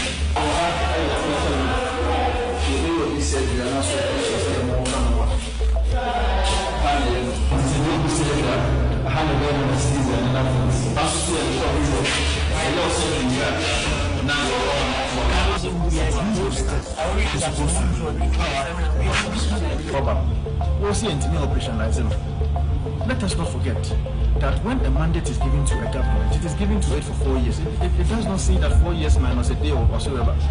In the one I mandate from day one, please issue a fiat. Say human resource, you found baby ourselves. OPD services, the reception of OPD services can start. Consulting rooms, all of them ready. Furniture's in there, ACs, whatsoever. That doctors and nurses can be here to start work. Theater rooms, all the equipment. I also want to they are there. Preparation room, they are there. Post-surgery rooms, they are all there. All the equipment, they are there. So what's the point? What is this? It has not been operational. Like here, you see word to confuse everybody. His Excellency, you have the mandate now. If this hospital will have to start, it will have to be at your doorstep. Please make sure that it starts. Fix it. That is what we told you in Parliament. The complaints and the lamentations are too much. And we believe that. So if we come hospital will be a Juma, this is a doctor for nurses now, what's a cure? All right, okay. So, yeah, Vincent, Echo, Asefua, yeah, Tafo, NP. Fully backed by the constituents. so Francis, Dr. Cash, yes, as I was early on saying, no, the unsavory comments, no, I think say worth investigating. So my question, I think say emudaho because say consultant, consultant. Ni nyamo na mo de consultant ne ba yo. Dr. Cash, me ba yima no answer. Enyam there be nyabotre. Me build the point be me build the point be the am listener no. Enyamo e na mo de consultant ne ba ye. Nti say a former government na de consultant ne ba ye. Na consultant na MPP for the na e de ne ba ye o ye adwuma na mo no. Onu relay information the ama health minister say. Baby see how dear, but ain't you operationalized. I just get $100 million and sana. Okay. Simple thing. Okay. Dr. Cash. Yeah. So my member regional minister Baso. Or right. Health minister, ne roads and highways minister, wa proba or mobile all over these areas. Dr. Cash, as some now all canon, it is right, and it is so because also Dr. Cash, Sebi, say what the contract Emma consultant, and I say what consultant now, or the contract man, no for contractor, so on Juma. There are stages of construction. You do stage by a friend handing over the project that has been done. Inti say handy over Emma Ghana Health Services. Ghana Health Service inti ni mfani pan enko yejuma. And only idea ba kwa kwesiche is intentionally failing to accept and admit. Project a ye ria enke ya handy over project to Ghana Health Service no. And a Ghana Health Service no e pushi doctors, nurses, psychiatrists, omo ye adwuma OPD cleaners, janitors ne sankofo ni na no e de wo mo eco facility nem. But if that has not been done, how do you say, and I ban send and what say, yes, in a wie, and Konya Sim, bed Simitino, all of a sudden we should start the project, Yemfani Pankugum, when the hospital has not been handed over. Now, the consultant now of Agosije, unye construction, unye project management, into Betnana wo ye politics now. Sometimes I wonder in issues of this in Kenya to Boasie. Nigga say wo fidget as abuabia account na wo to nsa na wo kan okre okay kan sema enim. The point is, so the project our the contract. I'm a contractor so new project now. and a project now award no only a project now handy over officially MIA. There is no way anybody would have access to operate. It is not possible. So if the contractor is telling you, say, bed is here, akunya we see her, but the hospital can't function because of ABCD. Who are you? To sit here and say, consultant no kasano and kind of correct. Consultant ni prescribe. And I was expecting, so Dr. Cash, you call him to order. Because consultants are on no technical know-how. What could school doing animal to become a consultant? Emma briefings to a minister said the hospital is not complete. And hospital need here about $100 million to make it operational. Who are we communicate that he has said the hospital so they should move doctors and nurses in, and it exposes your ignorance even in the knowledge area. You are so ignorant in the knowledge area. And everyone said, Dr. Cass, what's not how many can say consultants need PCKD and Utuno say they need about $100 million to complete it. But it's never too late. It's never too late for anybody to question the consultant. See, it's never too late. Exactly. It is never too late. But what I'm saying, they make can say Dr. Kwesiche only exposes ignorance in the subject area. Why do you say exactly? Me ignorant. My background. Listen, my background. No, take your time. Me hold the HND in civil engineering. Me hold the BSc construction management. Me hear MSc project management. I understand these things better than you. What you are doing sewing. So when it comes to handing over of projects, I understand the process. If you contract me to build something, what power me say me nya the amount? And you no correct. And you no correct. You see, Bank of Ghana. No, of course, also Casano. Me edema. But allow him. Give me that room. Time be brave. How about me? Yes, give me that room. Oh, Casano one bemubi. Into Mr. Now I have to. Yes, you are ignorant in the area. And say, unye ignorant. Uti make us a consultant. Ye the contract. Amano. Ekacha will say the project is not complete. Now we'll communicate. I thought say Dr. Kosiche was knowledge in construction engineering. You come and sit and expose your ignorance and say consultant need pesikedi and nothing our cancer has them. It is an indictment on you. No, but these comments of Akosiche. Okay, no problem. No problem. Make a relevant point. The point is that Dr. Cash, Bank of Ghana project is saying Bank of Ghana project yeah. Who says till now Bank of Ghana in New Sudan. Me patch your project by now. The new headquarters network. Okay. You know they don't use it. You see, say o commission Diane. Your stages of completion you do an official commissioning of a structure until you can say at 80% completion you can commission the building. Commission building now, it is this way: either a part of the building can be used, the other part is still in construction. Obviously, I say any train and commission the building when it's about 95% complete. Into 95% complete no. Let's say 5% now can. You have exceeded more than half of project no to make it functional. Over here we are looking at the functionality of the building and answer the project. Dr. Cash. These are more technical terms, but it's here for function. I am mere when say West Sudan. Yeah. Edina usi ye no West Dino aboso de empa kwa kwesi no ba nioma bi a ema nipa ne tena dan ni mu utimi use dan no enye ready a you can't say the building is operational or functional. But they make cannot tell me in this context I was at TBA way no operational no as it saying who say operationality of the structure no and they say usi hospital who say you from Hefra. From Hefra. Yeah. They have to license the facility. I'll make sure say building we say moyano a fit for hospital bibia ye okay. Ye fire service was almost so say a dino fire system ni bibia ye okay. Ye checklist ye be ye ye better ketik ye who say nioma we say nyina okay.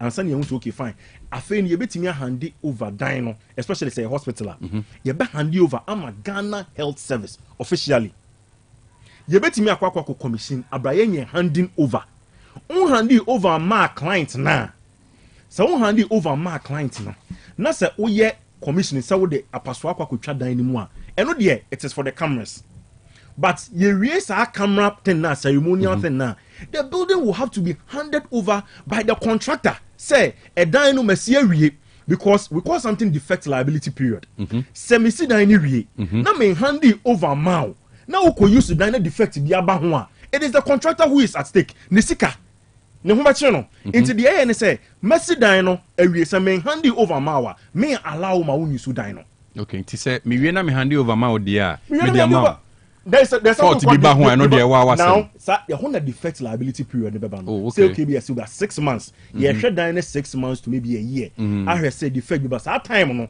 contractor and liability be ba ho bia no e you no na bear cost no but beyond that no contractor no doesn't bear any cost into dine we see system where we ni the consultant is telling you say in as much as say you videos where you say dem konya sisi ase no the building is still not functional.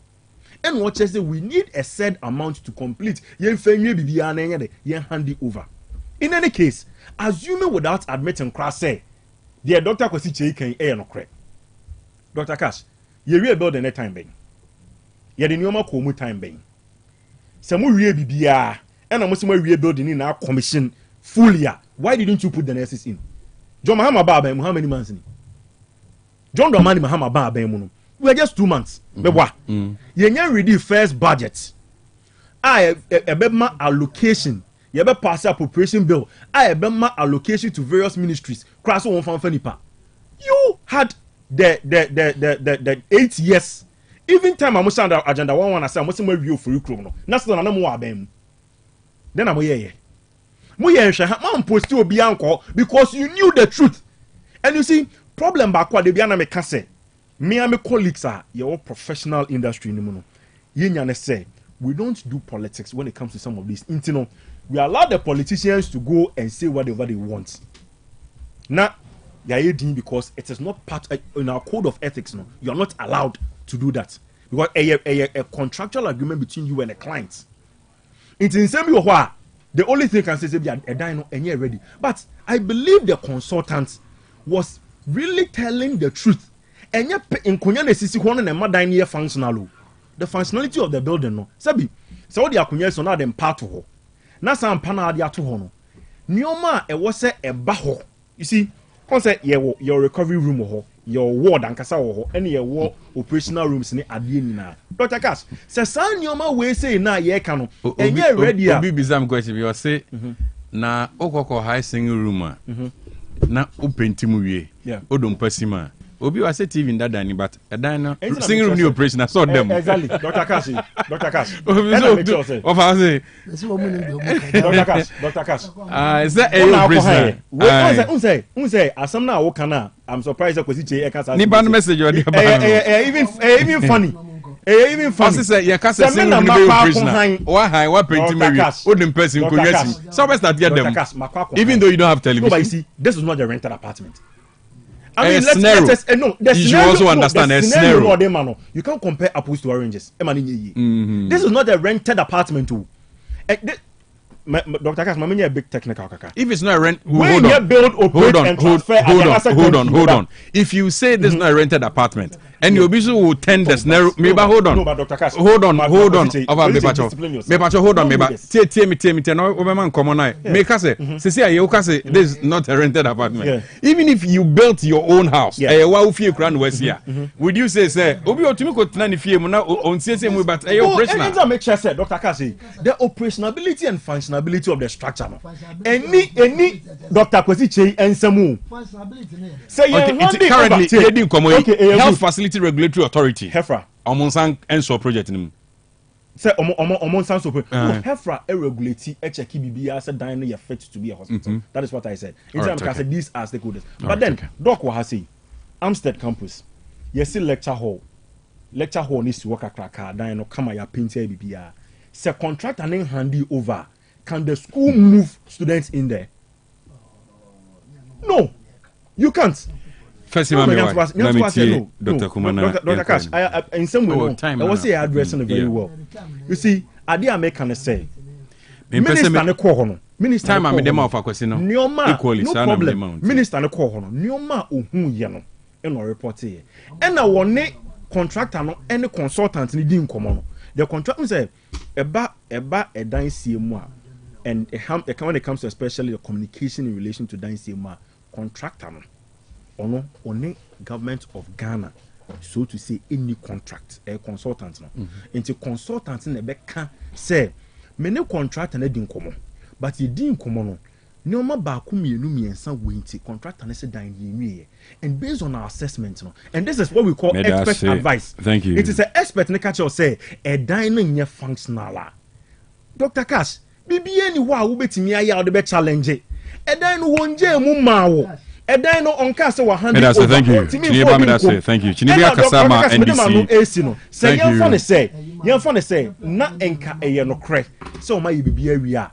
And you are saying said the nanka NDC aban also yan so pia ni paguma. You finished the project last year. NDC buy yen tuto bibia. You bought everything and finished it last year. If what you are saying is anything to go by, why didn't you employ people? Medase, thank you very much. Mr. Kuma. Doc, Emma Kwaba. Me patron am pom to say. Me offer mama all the ample time. Time am dia ma onya time kitwa. Ma Mr. Kuma, ma Dr. Kuma nkasa ensuro mi wia why? That's a move. I descend and medicine. Almost a Bribian and this form Casa. No, my cousin, they always shoot themselves in the foot. What to them? And this is for you see a free. Then you see rate. Then you see rate was not completed. But these people are in Ghana telling us then you see rate. After a year, almost a year, Tapani, you are saying, say we are near you are saying, it's a no sound but Traha. Let the catcher say, just say, you can do over mount. And then I didn't quack away. Yeah, that is a moon kind of crap. Thank you very much. Dr. Kuma. Dr. Kuma Pacho, I mean, Chetty, but I mean, which near Bani, and I mean, I'm stayed for, you know, I'm school for, Michel of Fanny. So I mean, news our question get to a video, any deal. Me and I, if there's a agenda 111, no boys and in our boys. The total cost. You say 1.4 billion. There be the archive they be completing. The archive they be completing. And Ram, me bisa question be na one till. So utie me nra. Make I say amampanyi about because T 1.7. And a finance minister kasa enra during the dialogue okoti 1.5. Metie Dr. Insiansare or say according to the transition document 1.4. So which is which? What was it?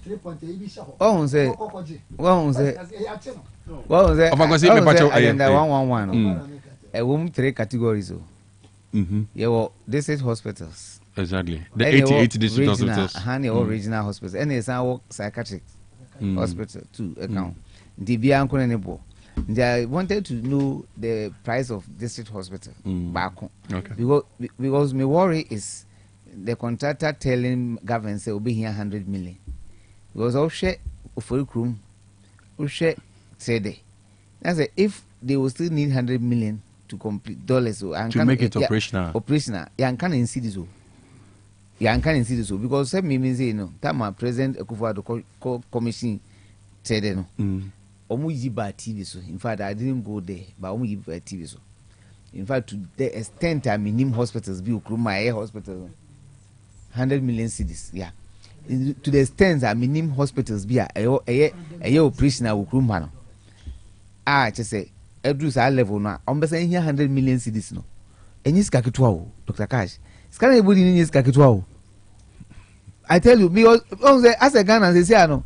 As a your boss Kadina, you're born as an attentive hobbies. I don't know, say, I made it in India. Because one will say, 100 million CDs to complete. Say, I'm saying maybe now so the honorable Asifwa and me Facebook me. So if I look at the projects now, say see now say you still need 100 million. As a contractor no, and as a consultant kono can as no. Obechech se Ghana fumu. Adie potia obe here there ya man aye operational. You see, one say I think there's a miscommunication between the two parties. And only ask them no. I say what maybe President Mahama should have done was to tell Ghanaians say agenda 111 and 2 years. Bia 90 was stage way. 90 bia up to 100 stage way. Say stage way there a complete breakdown of but operational. So you make it look like I said agenda 111 omunye hwea. And say yes sir, we political party we free power now you can't say we are be defending. Yes, because last year say me got two. Even yesterday crime can wa say mo bian take the glory away from the NPP. Me got two. Because project no my na project ketwa. Last year me got two back northern region. Northern region. I've forgotten the town. But who got two hospital now is now. Just say no in there. Then so no who said this is a beautiful edifice. Wow. I tell you. And just say I don't know who say I buy now a back on now almost mistakes or more year or Krumani. Agenda 111 way. I quite to say President Mahama E-block.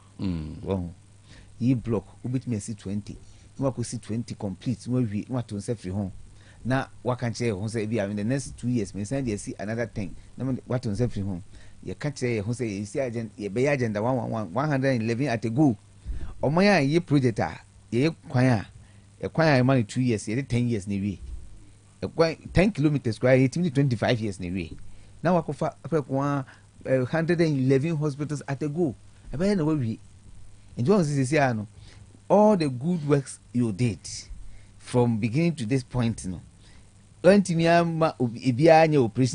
seems to be say when somebody say oh agenda 111 and your prisoner will be average will be any because hospital they will see nipa by unim adeba kwa me ya politicians on here mo money next year we can say we project na yes your prisoner look this year I was school on yeah a facility if any is a block on yes na you be school contract and hand over as contract and my coin classroom no is no prisoner and one also ye juma and most times no was baby or baby our finish no we are there working on them. That is agreement between money contractor and you won't say I buying we still Ghana resources so much to the sense say project be what it will maybe and then necessary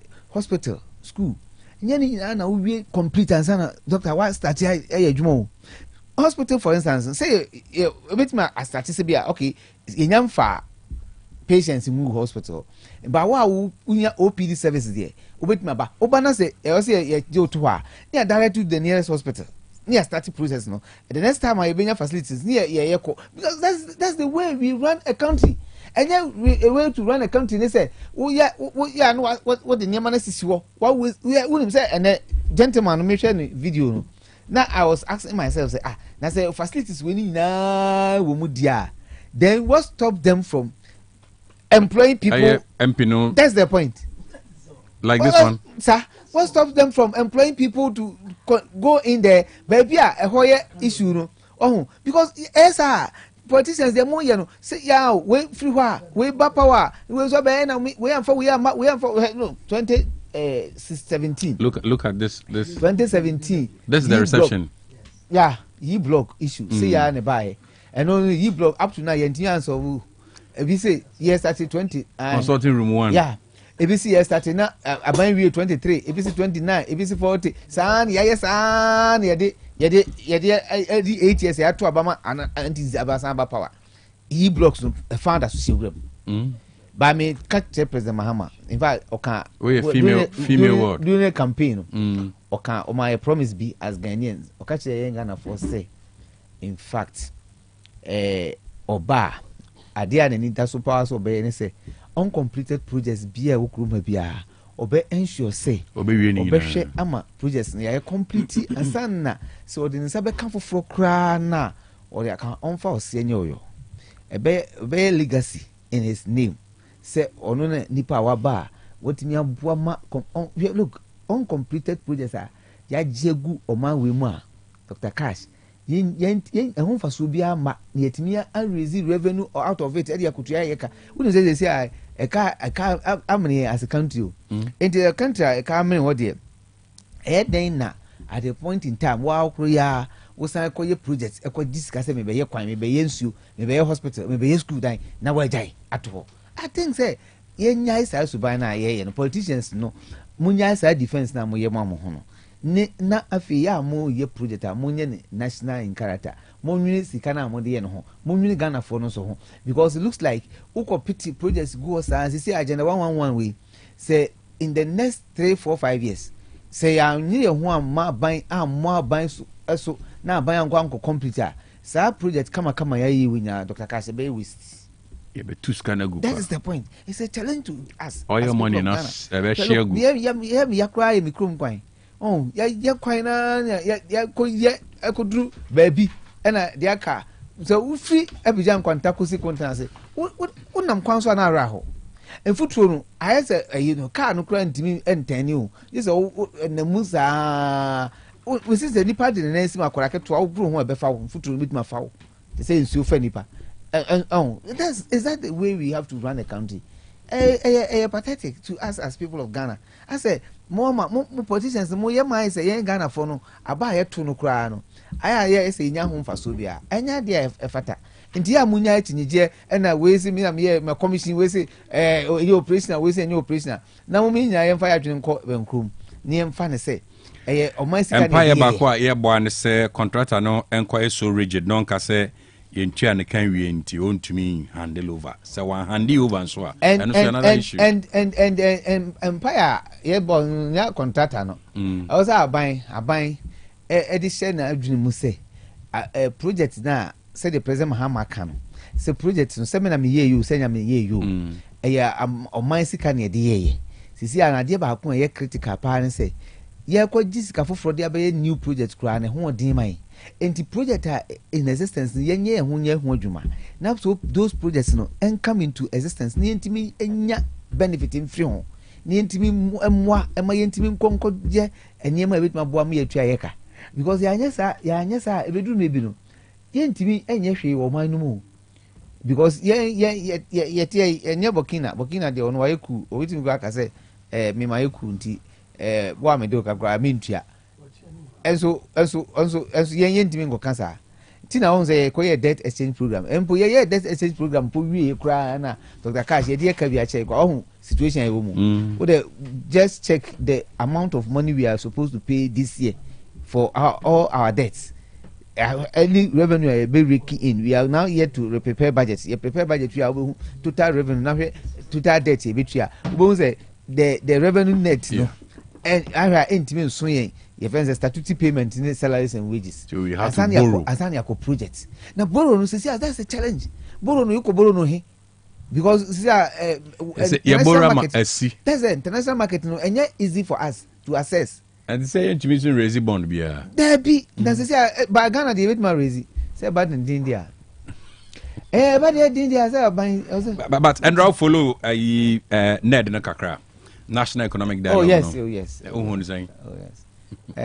Dr. Cash say good say oh my ye nya ye be 5 ni say aban eba obetie free omanfo na omanfo nso ede omadwen saba but ya na de ya ne say ye tie ya cha me hu de ye de akosi you always say Ghana ye workshop seminars any echen obia ai ewiase na ye yetimi gi loan na loan no ye be account no na loan no project na dey koye workshop hunka eso chen project na mu na dey ya spend wo project no workshop ankasa ye ya dey pa in fact I was telling one radio station this morning say Cote d'Ivoire for Ivorians unu masema motaka almost say almost committee na say Ghana for woman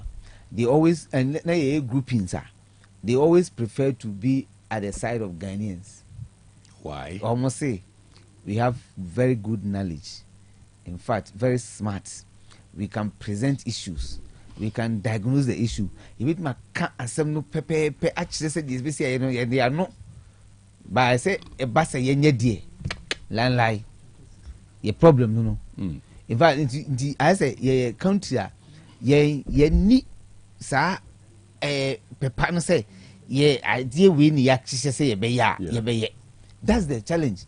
Na senka this idea and if in 1992 ebesi Dr. Kash do part take your time. Nafa all the political parties, NDC, MPP, by other parties, no more power that and didn't complain by the two parties, you have power 8 years, 8 years, 8 years, 8 years. No, Dr. Kash, Mr. Udopa, former manifesto from 1992, 1996, 2000, 2004, 2008, 2012, 2016, 2020, 2024. Mr. Udopa for BR manifesto. Nashim. Nashim say. Problems na omo enumerate ene se ombe solve no se omo ntwe ndada wo manifesto no a se nima wo de opa asem we da ko ba me nya yentrance na enye and unfortunate thing woman say when they talk about it no mo catch some be no ma nya ye nya mo hwe the etimi ya ne say they be on breach social contract the etimi ya ne say eduru 8 years a ne ya totiaw asa ya tutia na okotanchen a oka say omo tinchen a wo say asa the most patriotic people are we are saying opposition for Ghana. The most patriotic people we are saying opposition for one omoba power pe no masasa.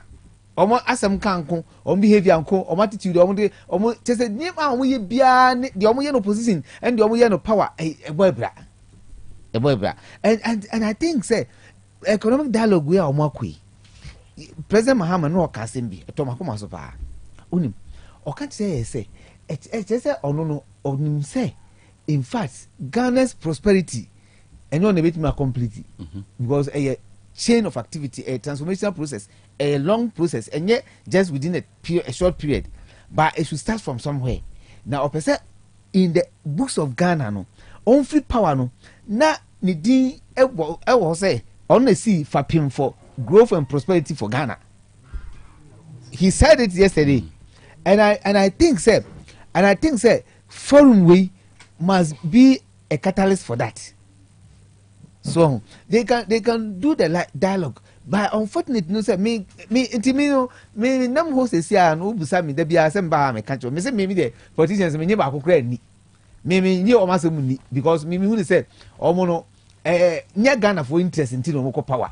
Omo power no omo penny na is that part of their profession omo ko sua politics omo adwuma no the pesika into omo ba no de adwuma na no mu nya omo sika asa but as to say ye create enabling environment ama Ghana for etimi abedi ye any ade de I believe say bia na sa economic dialogue we from there going no ebetimi solve there minim but yenhwe the ebesi because omo ko bi dialogue omo ko bi utie nsem omo kan any idea fantastic we are waiting for say na ombe wie ene omo wie a achina den ya ombe issue communicate ye behu omo say omo 8 or 6 thematic areas omo could discuss it, including good governance and corruption I hope because Ghana your problem kase pa your corruption enna proper planning and implementation your problem kase pa no okay look you catch who say 2016 and NPP for catch Ghana for say ombezo mo ya ade bi e fe no one village one dam na me say so called northern region in fact that the whole action was more towards northern sector because on a drought etc by what they say all the 5 northern regions including part of Bono East and Bono na kohwe say one village one dam no do was saying na in existence and I do was saying na in existence actively working kubusa operational kubusa just that's the challenge we have as a country. That's the challenge we have. As to say a bit me your plan na ya and ye no buku mu dia to be frank FO na say me say the manifesto wo the opposition akofa and this manifesto beto and kabaka say economic dialogue we here who go find this manifesto beto say abaka say because ade bia omo nim se ombe ya boa ma oma na yin ya twa manifesto no but said ye be ya ye be to form ama ehwa ye adwuma e bi se teacher dabre sa se si ti oman mu yeti oman mu ma me nka me last one all right okay yeti oman mu won say wo hwe situation a yeti mu a ye ka mne nyina ya yeti we ya there are so many expenses aban betimi aketele I make sure say obetimi dia yedwuma eno na sesi aye hwehwe efiri aban ho ebiti say sesi aye yeti oman mu won say ye mfa ne say ye take a decision say ye sit down ministers so enye ministers nko seriously because ministers nko no ofa NPP aban etwema no ye 85 ministers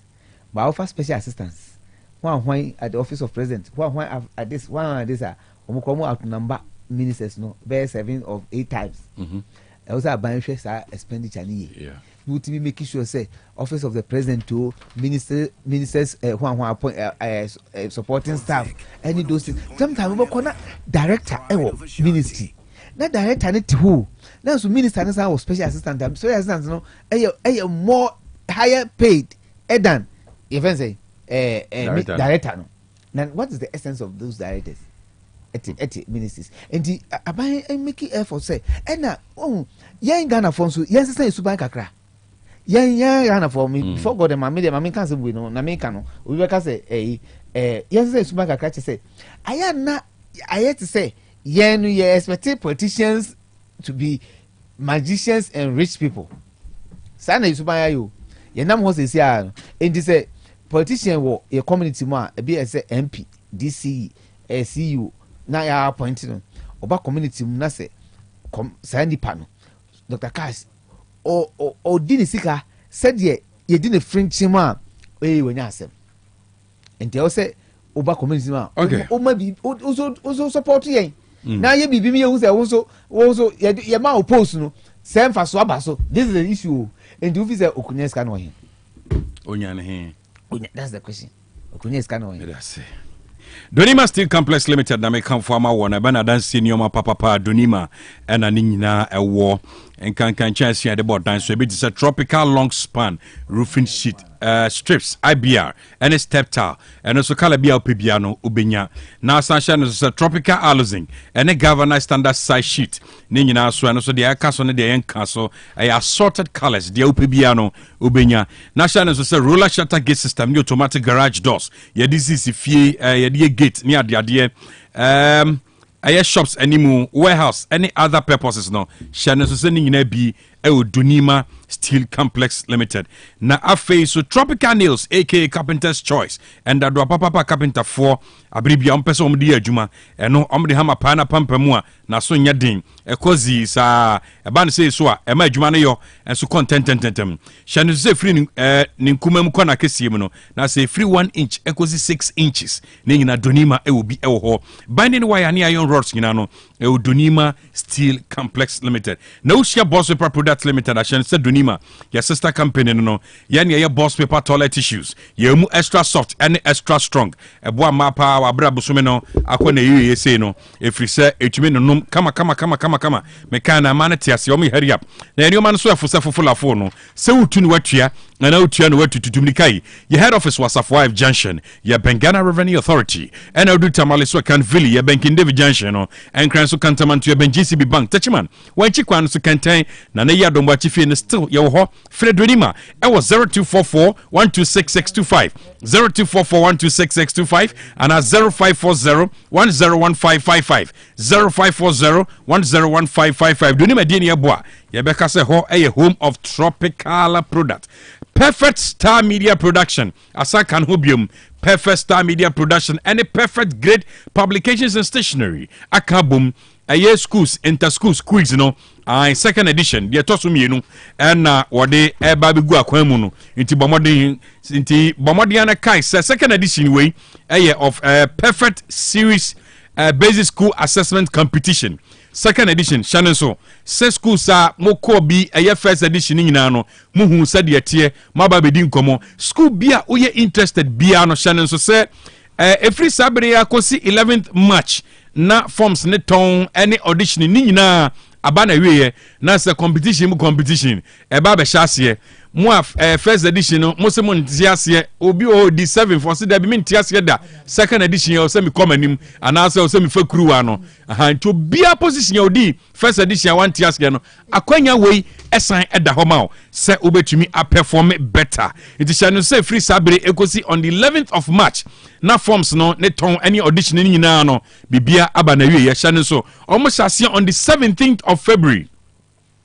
Inti headmaster for head teachers mutie me sabre bomodi afa aye number way na frɛ nsa de baya obetumi akoto forms ni bi 0243299938 0243299938 and 0540755465 0540755465 and 0247432869 0247432869 na kai sa bribia obekwa pe enwoma ama mofra na tumi akenkan konkan bia no ma perfect series wonu books no eno ena emra wadwene mu esan se Ghana Education Service ajatum naka enso approve books no ye books bia mofra na kenkan I tell you omo konkan papa every nation one ekosi JHS books ni nyina bi ho English language our world our people history of Ghana RME computing creative art, science, any maths, numeracy, language and literacy, our world, our people, creative arts, phonics, computing, coloring, any writing for preschool. Ningine bi on a JHS for books so die bebrebe sa tieni. Almost like supply examination questions and so. Inti sa boabo amofra no mama tro mock. Terminal exam and our midterm exams are fall on perfect series one books no teacher ni betumi agi books no bi dia kira de books no content ni eye kama enye kama anka naka for approve books no ntubo remo kumasi aputoja omo ben station na so de wani akire bosontwe no aha ultra station no on sabenkum so U10 nim obehu se abrosan kase bi si ho ya kire nim Star Plus TV Mejinsa competition no kura ebeba TV no so live na watumi enye bi ahwe udun kran so adanso man first stop on sabeka wonum ewo and obetumi ne perfect series books adin komo ewo 0243 299938 0243299938 and 0540 755465 0540 a perfect series channel so say mbofrane dachi ewo enwoma no emu na ebeboa papa DHI College of Health and Education eton safros bomodin watchro wasi with 5 passes and SSC with 5 passes ayodaya so baya pomudi adwuma ni bi ebrenu nie sa wo so betumi agbawuram na atumi aboa odachi efiri so wie adesua no a ode abodi krata be helsam eno ebeboa amatumi anya adwuma no ententem enti channel so say programs ekoso e DHI College of Health and Education no ebi a certificate in dispensing assistant afibako no wawie dispensing technician 2 and 3 mu top up diagnostic medical sonography efeno troscan sterilization processing technician we ayabusumi insia na wawie into when the nurses and the midwives and so betumi apply bi a theater adwuma into you meet anesthetics ewo ho obehia mu bebre scrap nurses wunyina hobi afi medical laboratory technology and so yafibako no wawie environmental health afibako busumi insia a year and a half diploma in education edema HND any degree holders early grade education mu diploma na say mfie mienu sign language nyina no ekoso e DHI College of Health and Education we are 6 months attachment ewo ho ya obetumi ede ho agim na oya ne kama sade be ade okosuan no obetumi ede aye adwuma no yie na ochene bia na obetumi de aye attachment ni yie sade be ya no ekire ekoro unya adwuma no eye no ebeye mre ede amao na omaya ye friend USA almost fixes teachers and as a chemistry teachers na DHI College of Health and Education country say ebrenu nie oyo chire ni na ukura degree certificate ya boguram ne bebo papa na Romania omaya friend Romania and so efa nani adwumayefo ana wonuma betumi construction adwuma eye welder for electrician plumbers ni ade obetumi ede ho agimbi why na ebebo papa ubowura school no nso a modern facilities in kwane wo ICT labs library and a science laboratory no nyina so eye modern afi hostel facilities and so eye available na osebowura mabamu akwanya no na watua no kakra ɛyɛ flexible payment plan tutumrikai furniture patase wɔbɛn Holy Mary restaurant no na obetua for DHI College of Health and Education wa homa iso ɛyɛ 0244213187 0244213187 and 0276221939 0276221939 and 0273635765 0273635765 Akofa catering service some kan kyerɛ sɛ why na dwumadi bi si na so te sɛ aifro yɛde agyaw na baabi a wobɛpɛ no mama yɛ aduane kama ama wo ɛnyɛ jollof awusi ahyɛ mu ma ana fried rice awusi ahyɛ mu ma we fried rice papa jollof papa continental dishes local dishes papa pastries ene de keka ho ne nyina no akɔfa ɛwɔ hɔ a ɔbɛyɛ aduane ma kama akɔfa hyɛbra ɛbrɛ no mpa ho ana adwuma mu yɛ corporate event kakra bi ana corporate event bi birthday bi kakra bi akɔfa catering service ɛwɔ hɔ akɔfa wadwina se ɔne kwada so municipal assembly no di animhwɛ ana ɔbɛtua fra akɔfa catering service 0245 056378 0245 056378 yenti adɔfa adwenkyerɛ na yentumi antoa so Afro Dr. Catch, Mr. DY Asab Katefri Akokere. Hey, and this is for Bekunio. Within 50 days here, over a dear Crepon, 8.7 billion Ghana cedis. It says come the other day. Hey, one share and this for you. Ghana for even near who say to my NDC for. A day. Bye bye. Cash, asari be me do route the cash. Makwesi chentia says agenda 419 umu ye ni mikro mutrede no. Cash. Mesi contractor no Kofi Job yasase so eno mu tu filia wo mu de ye ekwan no yasase na da hospital na chi no ye busu asase cash da bia ni ho a me nkɔ hɔ no MPP for kaso wo mu wi hospital na atrosam no wo mu twa wo mu nwie na enwie kira Cash, prime say because Africa for zongo cash metafona metafona matana MPs bebre abako na Vincent de kon ono ajai maternity home ne predecessor na wanti mewi o waje na so ko hwe agenda 111 wo forukrom ko confirm say wo de wo ko hwe ayewie agenda 111 Dr. Cash, big Otili, Doctor, Nanado, and the state of the nation, Atuja, Mahama, Ebayano, or Nedia Atuja, Amanua, minorities also accommodate. Now, you are some so my back on Yanya report. Just something for some money now, said the Baya Sadi way, and Kosua NC. Cash, Patrick ni Ansabo Sumo Pelemdina Mekasen Majoso, thank you, Mamentia MPP Media Patron. Cash, Mr. Momonka be my and I see the Doomsony, and Yasam Kito, and Rapa, na do the Zoom at 10 more. Light your doom, almost 2 o'clock, 2 o'clock on Krana, peace, Mechini Apro, Mr. Momo. Dr. Cash, I'm a Kwame Kuni. I have some train constituency communications officer, Memo Money Ejuma. Mencha Ashanti Regional Minister, Dr. Frank Amakohine, Neme Regional Chairman Anakwasi, Memo Money Ejuma. Na dear Kanyina say, Ghana for Nina who MPP for Sumayan, Omone editor Ghana ha. Semunina Momlani and 5 Ghana, near who can do a manner Befaso, Achilo Mana Mana Eya, Mosamumba. Dr. Cash, that is seen, Christ as we encounter about you. Dr. Cash, your best friend, Ura Mahama, your friend, your president, the working throne of you trying to face, I know your president, your channel, what about what I can throne, and propaganda. No, you only been original work at the work also rules. As I said, now the agenda 111, the near Bakuka, anyway, when you are throne and throne and patano. Cash Mpashoma, good afternoon. Wawunia Alhaji Mafio, Obimpa, Obipe. Amicia incoming MC Ewas Korean Mampong. Face Dauda. Master me say, we flow FM Swa. And I, Jamama Subaya, Yemianshe. I don't be able to see you. We plan a she. No be by Babu Sumi one night. Yemianshe. Munya, but so much of Mama, no bay. Dr. Cash, Michao, and no beggar for Crespo. And I make a say, Mekasa, a free fufu cash. Ebesna or Mampany John Mahama. Achman will be a done of this is ya Abertram Dudona Amwa and Pesuano Nina Kahon and Ama and Puntu Aboy. The Ebesre, so Mampany Apple be a obetimi Esina 9 Wesina 9 ye and a ma on San Yura Rachel Kodoa Sao and Doctor, good afternoon, Monique Darby News site. No, Doctor's man, Sapon. Questions, I need your brain. I am fancy.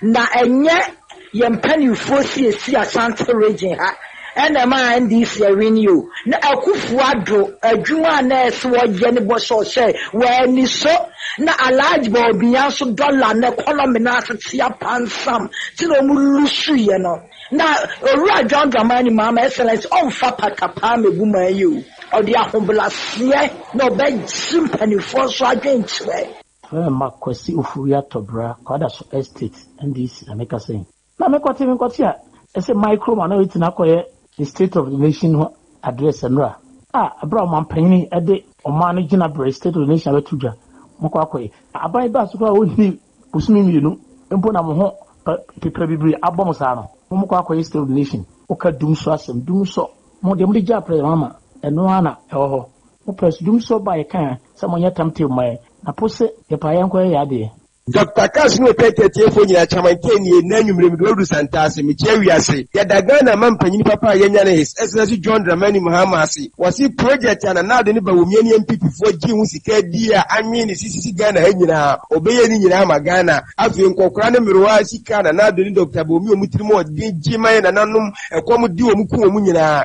John Dramani Mahama ni na NDC ha ase apia Cash mama adwene adwuma pa moyem ekwan driver for di ni panam so okuruma no ha adwene pa o sesei ufri breman ebe kuromu a omoje 5 cities na beduru kurom na wo san akwa omsi street 7 cities and this are the obisi umekura je 5 cities na wa fa bi mekuru so akusi breman eno ye 250 pesos we tuya 7 cities 50 pesos ade no so nka original fare no 4 cities 30 pesos. Good afternoon, Dr. Cash. Mr. Cat new, Kazafri Atumanga Beni. Maybe I am empire bonnie say, Mahama, Obeyan Modain, Yamebe Canaho, Yamebe Shenadain, one of the ministers in Yina, Noya Modain, no watch that MPP for Amemu Papa. Next door, Umubuso, GH Yen, Yama Basa. Dr. Cash, good evening. If I'm at Kasefri Kill, may share they know YouTube, may we program no YouTube. Hospital BBI complete. It says when and Ghana has a you see hospital na acquire da honono enya and not chess hospital in Yakom. One made no yaopa. Wow, so na captain could show so. Oh, my call rounds are a completion. We say, didn't and also son. Dr. Cash, Diana and Abuati, we don't have friend or slim, Kasefri in Carrier to us a Jankuban carry penny. Doctor, Yana menti akwasichi asekwara in a sense more OTEC much more reporter amanako hako the echo abeka say yes adene any operation what chinchina ka say Dr. Cash at times and enemy wo ha ya makwasichi ente no asente international cash wadara mamidiane nana bidi de ba kope mamen chache modon kokwapia one with God one majority ni pese kama NDC 40 asese Ghana enye ni swadi hard village agenda 111 mo kanu NDC omomo one hospital a omutimi wiye and 8 years ago 102.9 FM the pride of Ashanti. Hey, Opani, Mashasha Wache, Sir Perfect Series books here. Oh, mammy, go to be mammy, mano. Oh, Jajai, Abua Wamo say what making kind kama, what cabrofo, wow, Nankunta walk ready, a Jajai. Wonderful. Mr. Ghana for GIJ Perfect Series, at 2 more dear, Jai, no dear name D4, and a chair woman Pia, our crutch, nursery, any KG, books PB, and our science, creative arts, maths, RME, history, coloring, computing, OWAP, Nina, a free basic 1, equally basic 6, English, a free basic 1, equally junior high school, near Banner combined store, or English, nom, and maths, nom, may say, books to be anywhere, Perfect Series, NB, Nagias, and Naka, and so I'm approver, into a butter pian kotobi maneba. And that's a dear, so could be crab to me, I could chew a cotton, how many students who now, and look at dear, what tip one to say, we almost have certain mock exams, terminal exams, and a midterm exams at the master Kuswa, a here one more, at to form put to a station, and crying down so mine. First up, and your mama beer, your tonto books beer from 0243 2999 38 and a 0540 755 465. Perfect Series. Your worst future is secured. Order for Mammy Missa was sembio, the Baina Ope Bresse, Okoisho Nipedriamo, said you Nipedriana qua, na who density, or brabo, or sa, cholesterol, and aside do a womo, o blood group o genotype so ye AA AS ana SC Sabre may comfort by Grace Medical Center the amount say enhwehwemu bia bramien chen ma yenhwemao ka cry de kwa de bampo ebra no ye de kofi tem kwese bibia de ye na ye nipadua ye de ne kode ne ba bomotia se obehwehwemu ententem na bibi siewu a ye hu ne ntem ne timi aso ano by Grace Medical Center ewo Kumasi Breman DVL ne nchen pe ose kwadwo area wa bibia ni amienkasa 0244 97 68 05 bio 0244 97 68 05.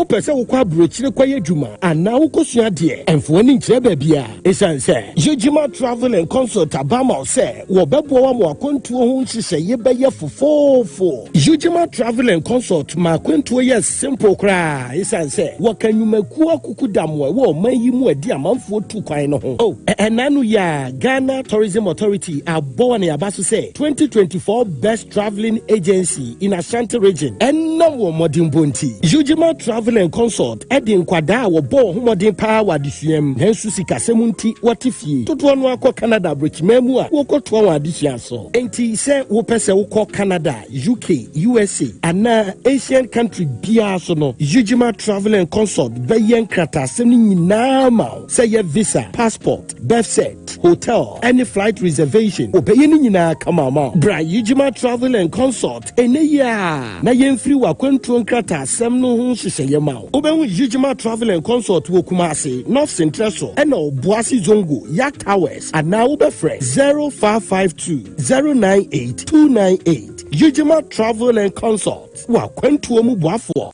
Ewra me pacho bra na me hwa de wo bagi bra aden ena nso biem tam heba me hye ya me ka se yi ba akun ane wayi me yensen bra sanya tam heba me hya esia gyimi ni me fiefo enya de abaako ebeso yen we de udi se ofa ni nyina time heba me hya me ka se me di wa dance ya heaven ena de mekwa akopie enti se malaria we draw ne time heba mixture enya enunku o de nanum ato a wontimi anidie no time heba mixture duro no ena ye ma oba a wafa afuro de wo ma akwada nofo ene akwada woni mfie dumienu entimi num aduro yi bi se obeto aduro yi bi anoma hwe se wakọ hospital anase lab am ye hu se wo atridie malaria yi bi ansa se upetam heba misha enuro dudu atu a fo ani kire KNG Herbal Center ewo Emrom Abidjan House ana ba akoso wo atonsu Monaco Junction eno echi obenya bi atowo over the counter medicine sellers ene herbal shop dodo na emu fre 0244 417669 Kayo set time no TIME time herbal mixture afi malaria fever bi adani ziba ewo mu no betu akọ FDA agi adwadie nkratoa yi atum OTEC 102.9 FM, the pride of Ashanti. Dwabrem. OTEC 102.9 Yokoya Yasam. Afagozi. Yamra Hajj Village project no. Say Awamiatia say Ghana Airport Company Limited and funded project no. Omukasa ya na omunye wahi.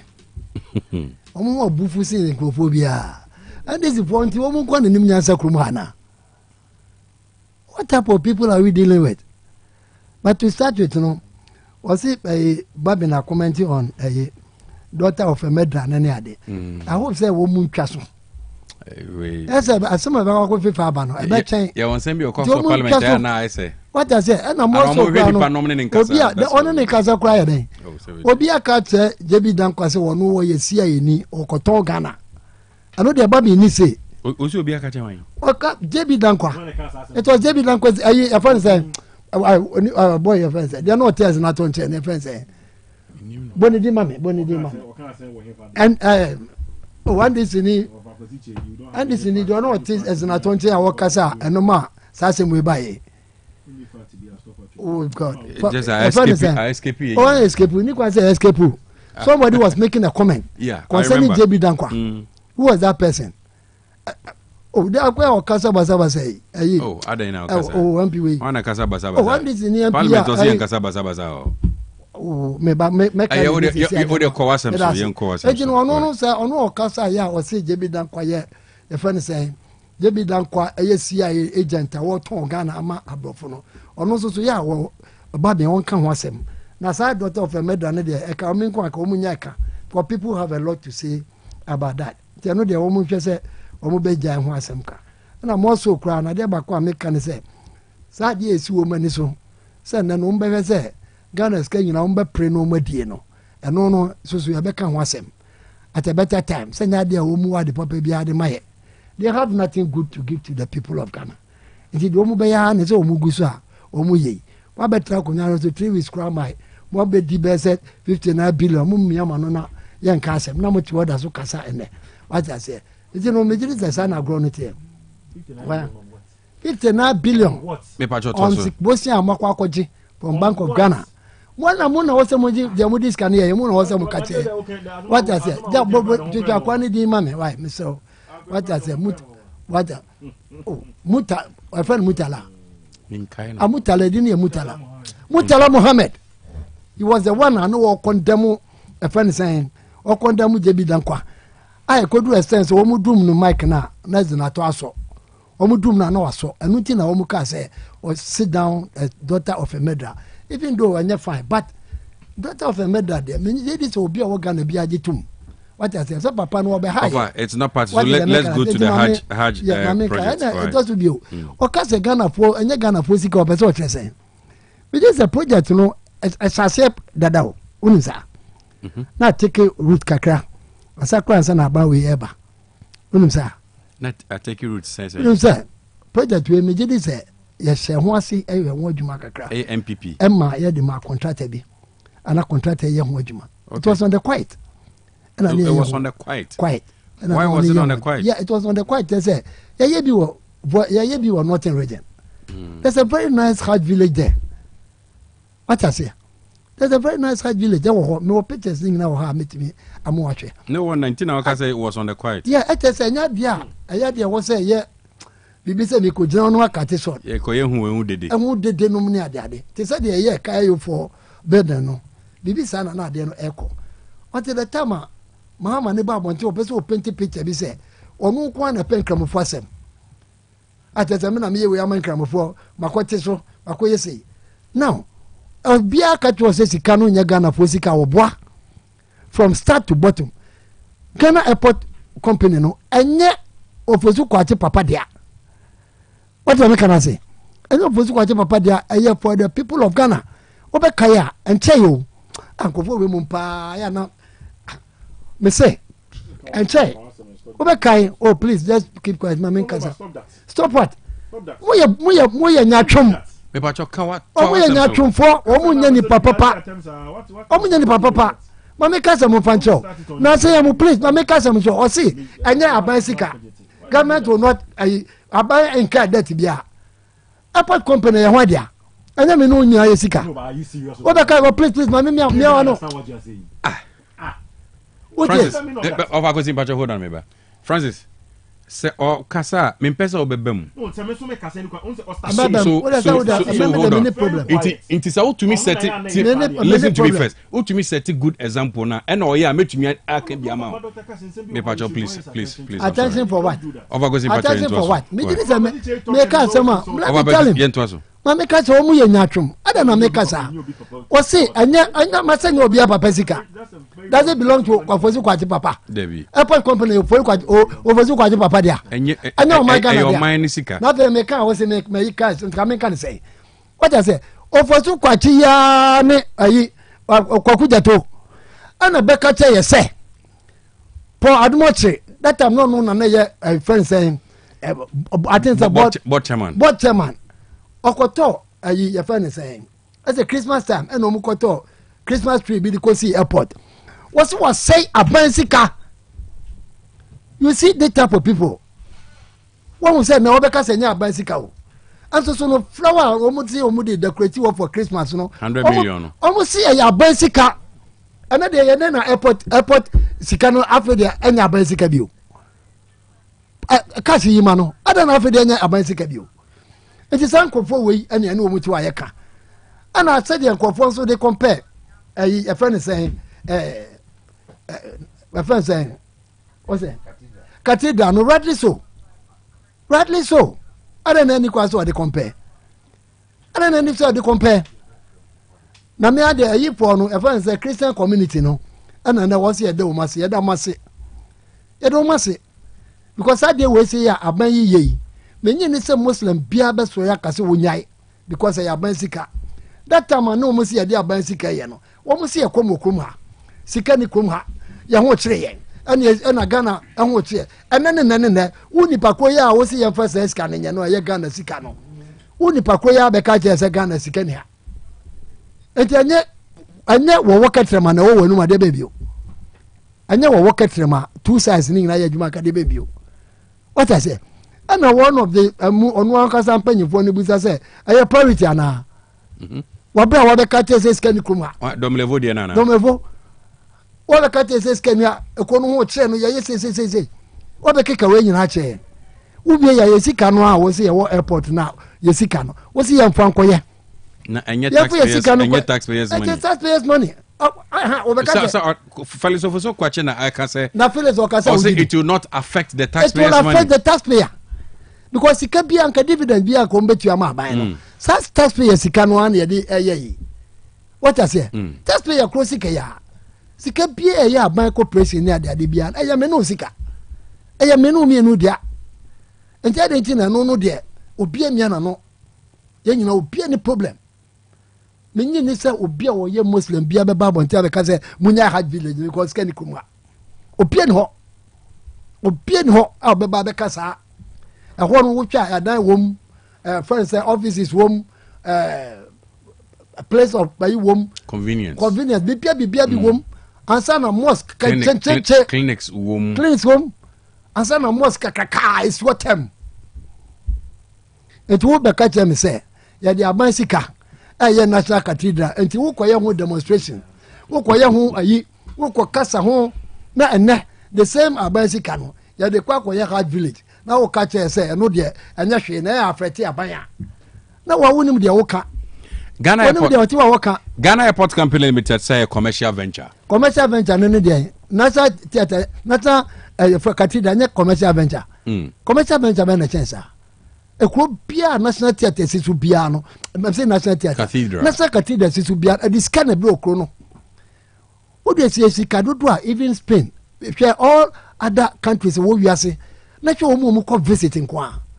cathedral so it doesn't take just say 1 year 2 years 3 years e be wo kra na almost 50 years no mu singwe na say mu ba ko ya she wo France cathedral yi nya na say na mu so wo ma wi a wo mu ba de wo mu ba be bia no wo de cathedral say wo wiase nyina na hwe sika e de be o man no de wo ha ya ya mo so kro hwe de wo fe bonye si ya na hwe visitors e ko ho e dey ano de na nya venture ano de na ntimi first camera look at the people a mbeko ho hwenka programs ya mahama ye woni asofo ko din komo ha na woni asofo abekuma se de ye wo Galwood asofo e won kran ono mbompa ye wi a na obekuma wood asofo na ono ma ba be bompa ye a tese woni nam ne na woni asofo edin ka asofo nyina betimi awramu e wo na sa katira ko bompa ye oh me de ade ba ko ha me no aye sa type of behavior bi na ye wo sa de bi ko ha se de a obi any problem I'm telling you today nobody from the Islam faith will go against this. But we Christians, ani yan ka say ye Christopher, ani wo Ghana ha no, ye ne sorry tia de no ye yamaye. Na na do kwa obepeja ko. Anko de beko, ba na ko obepeja ko si achim. Don't you think say edu baby no Ghana for edwa ye cassette tia because nesika o motete say ekom na o masum no na e do. Obra woni nya so bia. Allegations upon allegations. Would it be wrong? Would it be wrong? Say Ghana for say the $58 million a co project. Na $58 million a co project no value no say. If you be a see a foundation no, and the most important thing. If the type of foundation we form. Bomodi na hwe, omo ya omo si amana. What Trade Center ya omo si na say. Hwe de egu form kran sa na structure na ba. Hwe dum omo ye. Oh. But maybe there na me pese when who the ground preparation of the me say one kasa kwa obehu wo de wani ahu obehu o pese ohu obehu me am de mani ahu. So do you think say the all is it worth the 58 million? It is worth that.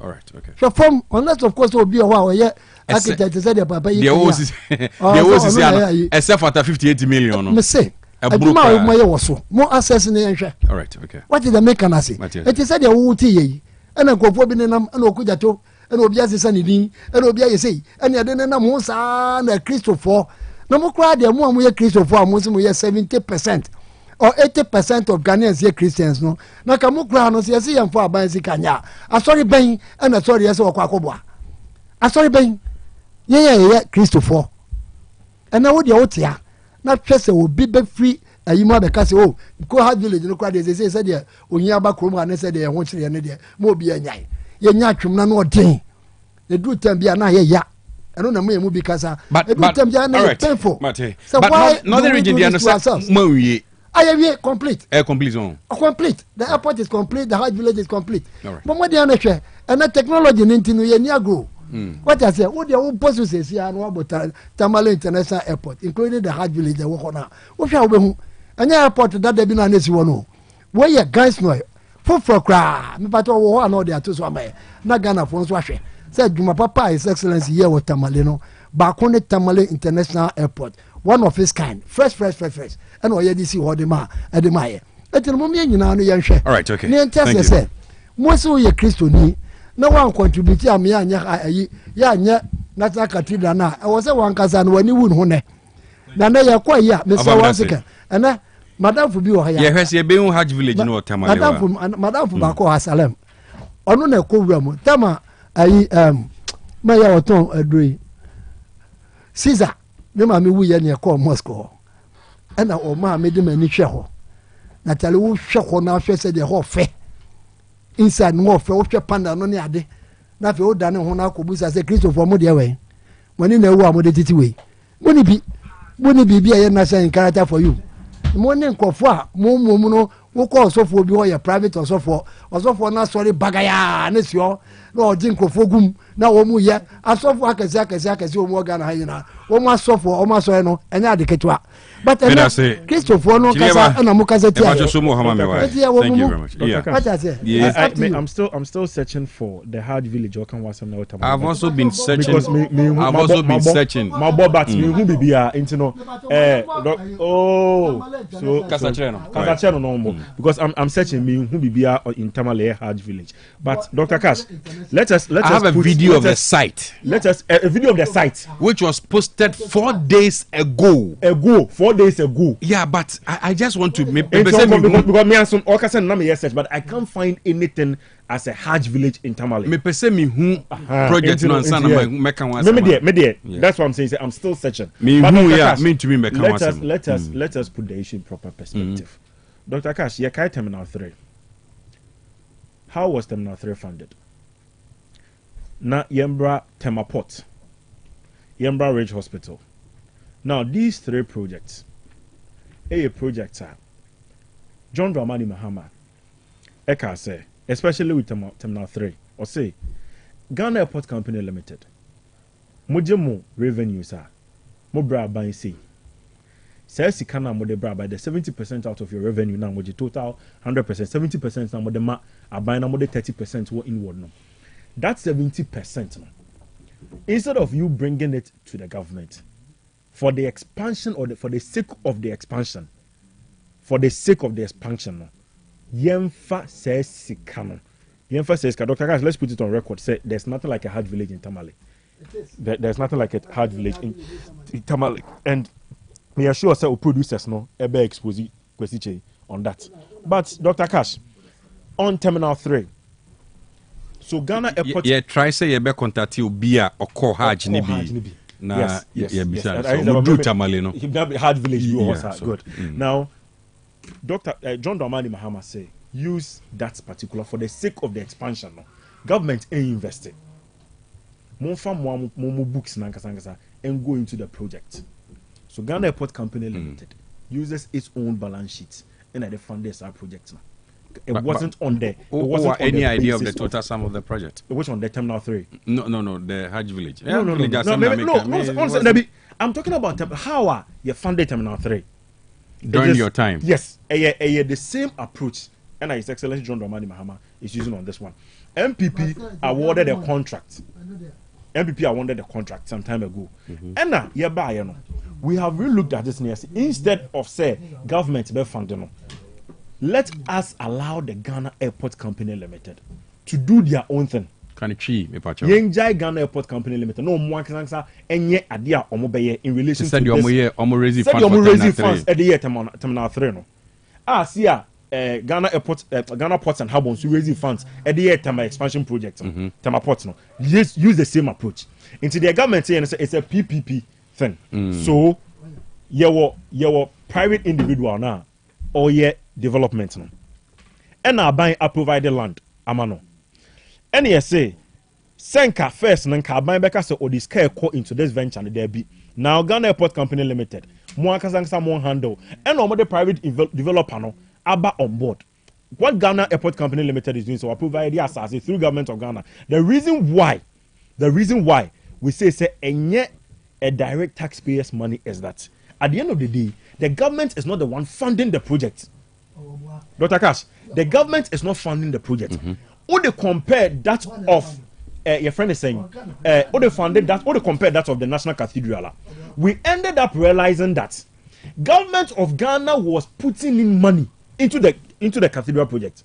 So I say, Oka say, I have seen Adebia MP before communicators try somewhere. They are trying to engage themselves in a policy of equalization. Say, omo edege omo tu amana esi ho. Sa amana no for 8 good years. Omo ntimi anye bibi omo ntimi ye foundation pumping $58 million there, and I am a yasa kwesi chewo city and then try to or dignify $58 million into a foundation. Say Sikana is worth what we are seeing, and I am the doctor we can say $58 million. Is that the value of it? Say a year just a foundation. Dr. Cash, it is funny. Second one, MPP for say and they say, almost try to create an ethnic confusion in the country. Also, Dr. Kosi Cheka, that's what kind. Kemoni be anyone best sorry, Etia Hajj Village, no. But Christians rose up against the National Cathedral. Into the ONS say he is just trying to create an impression or cite people against the entire Hajj Village thing. Into Sunday, I was say a Christopher sorry near Kanwasem. What kind of country are you running? What kind of country are we running? MPP communicators, then Hamo. Since when? Na ye Hajj Village. On say Muslims omusi kaukudi, nima kaukudi, omum ayeswe. Cool, yanko involve government biya, yanko free biya se kwa jeje fans free biya ho.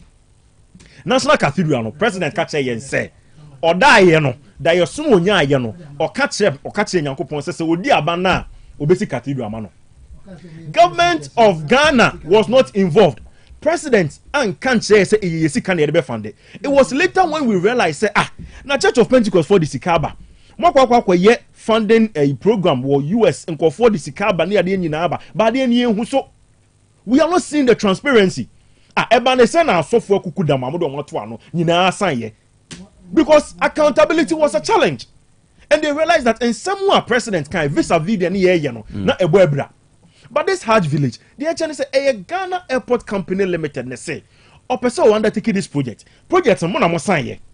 And na mo award the contract. You buying your shame yesterday. Now Ghana Airport Company Limited, do your own thing. In doing your own thing, run it on a commercial base. Into assassin a Ghana Airport Company Limited. Ediama. And you see Hajj Village also. See the bear one more medru hono. Between it will speed up their check in and check out. And apart from that. So as developer so this juncture no obi bia otie Mr. Kuma bia ne Mr. Kuma bia adwene in a sense that communication a di anim for the project Mr. Kuma about so otie me there communication a di project na anim was wrong because communication mo di project na anim was wrong because mo bia gi to mu say a government na ba be maybe it because it was part of Mohammed's campaign message.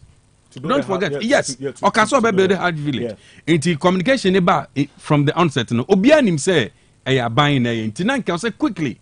Oka ono ankasa ba out before even the short cutting. Ekaso airport 4 say said they are okay. Airport 4 say are undergoing this project. Say net here. Wow, but why do you incite this unnecessary argument between these two parties? But Dr. Cash, I hope you get what I mean. Exactly. It's communication. Probably, and I may want to agree with you. Oh, I get your communication. Yeah, communication.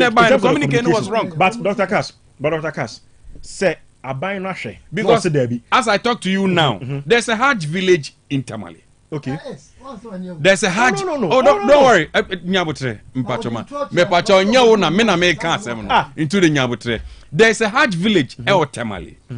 Like you were saying, eto asumpa. Hajj village ya ye course sisia.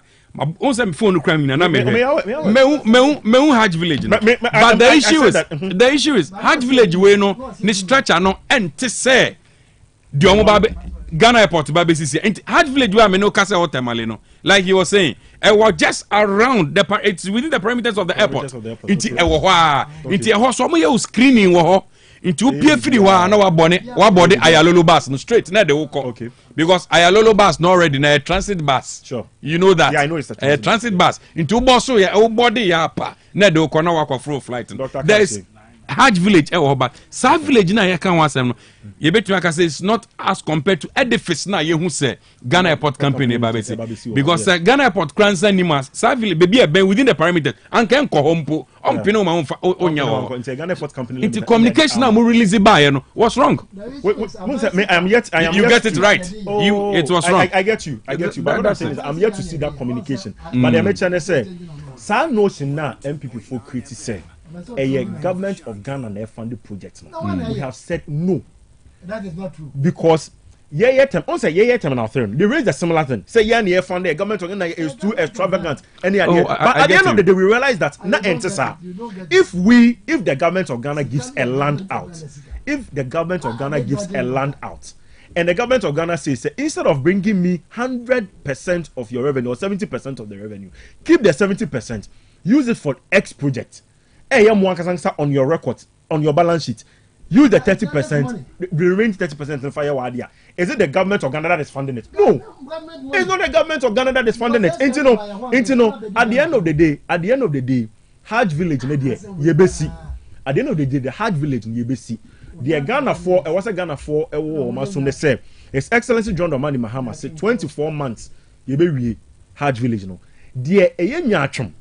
The way our MPP communicators try say omo creating impression say you no Muslim for don't deserve this. Even on the Terminal 3 make sure to be biama osisia why sure eja ko fa me call screen so why we eja ko sound saka all right good fatwa mama sisia also as we talk I also do research biemu kakra mama na man mra from say na be on betumi ready na san biem by mu say na mpesa me kire no na bra from kakra no mo free top then I was wrong very good also in this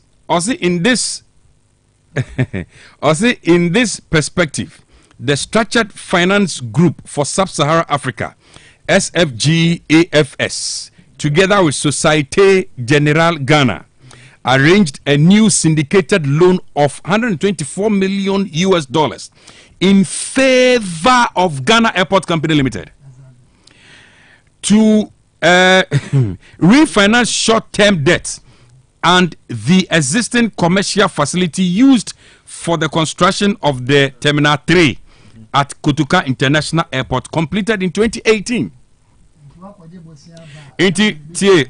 Screeny ehame kakra or say what do I do in Fidie or say this transaction closed despite a very challenging environment and timeline gives a real breath of fresh air to Ghana Airport Company Limited by reducing significantly the debt service burden over the next 2 years, a critical point in the context of the coronavirus crisis where the air traffic industry has been severely impacted.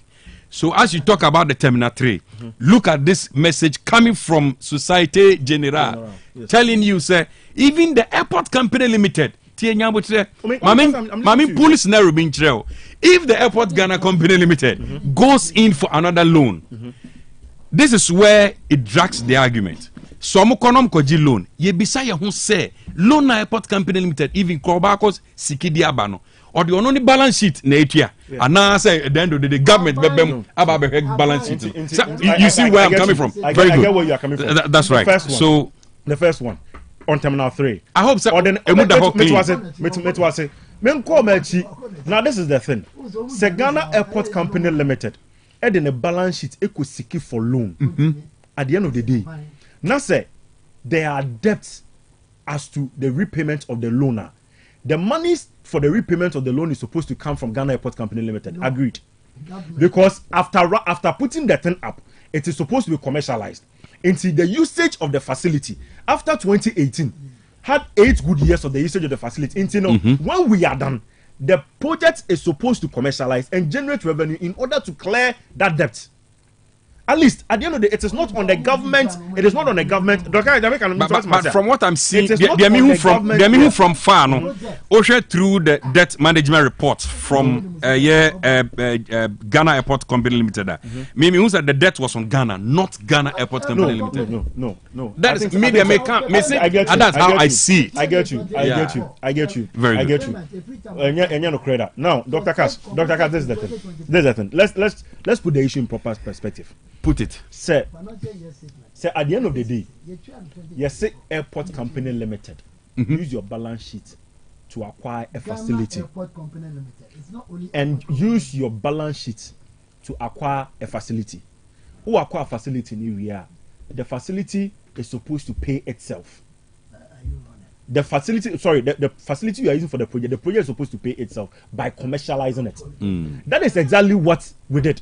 But don't forget, it was a syndicated loan between structured between Societe Generale Ghana and then the Structured Finance Group for the Sub-Sahara Africa. Where does you the get government comes in? That's it. I'm asking. Where does the government comes in? No. All right. So, Mr. Kumar. So, now me try some project nanny so at the That's right. At the end of the day, the Hajj village will be built. 24 months, and 24 months, we'll go back and commission the building. The me person me clear me tie 40 as you say the approach of the MPP. Say Ombe created that confusion between Christians and Muslims by what's for that one there? No, it's a religious argument. Dr. Kass, what I'm saying is that say kwesi na kase kwesi na no kase ye cathedral no e Christopher na sorry ti aye. But Hajj village enough of even those comments. It doesn't hold anywhere. It is very important. It is very important. Yeah, promote religious. Don't try to equalize the thing. Thank you very much. Mr. Kuma, to us free ho. But me, from what I'm seeing from afar, I make and me I see say Ghana Airport Company Limited was just an implementing agency. Sana na mihuno, but ekano ne da Ghana so. Mr. Kuma, Dr. Cash. Me pacho into shortly that.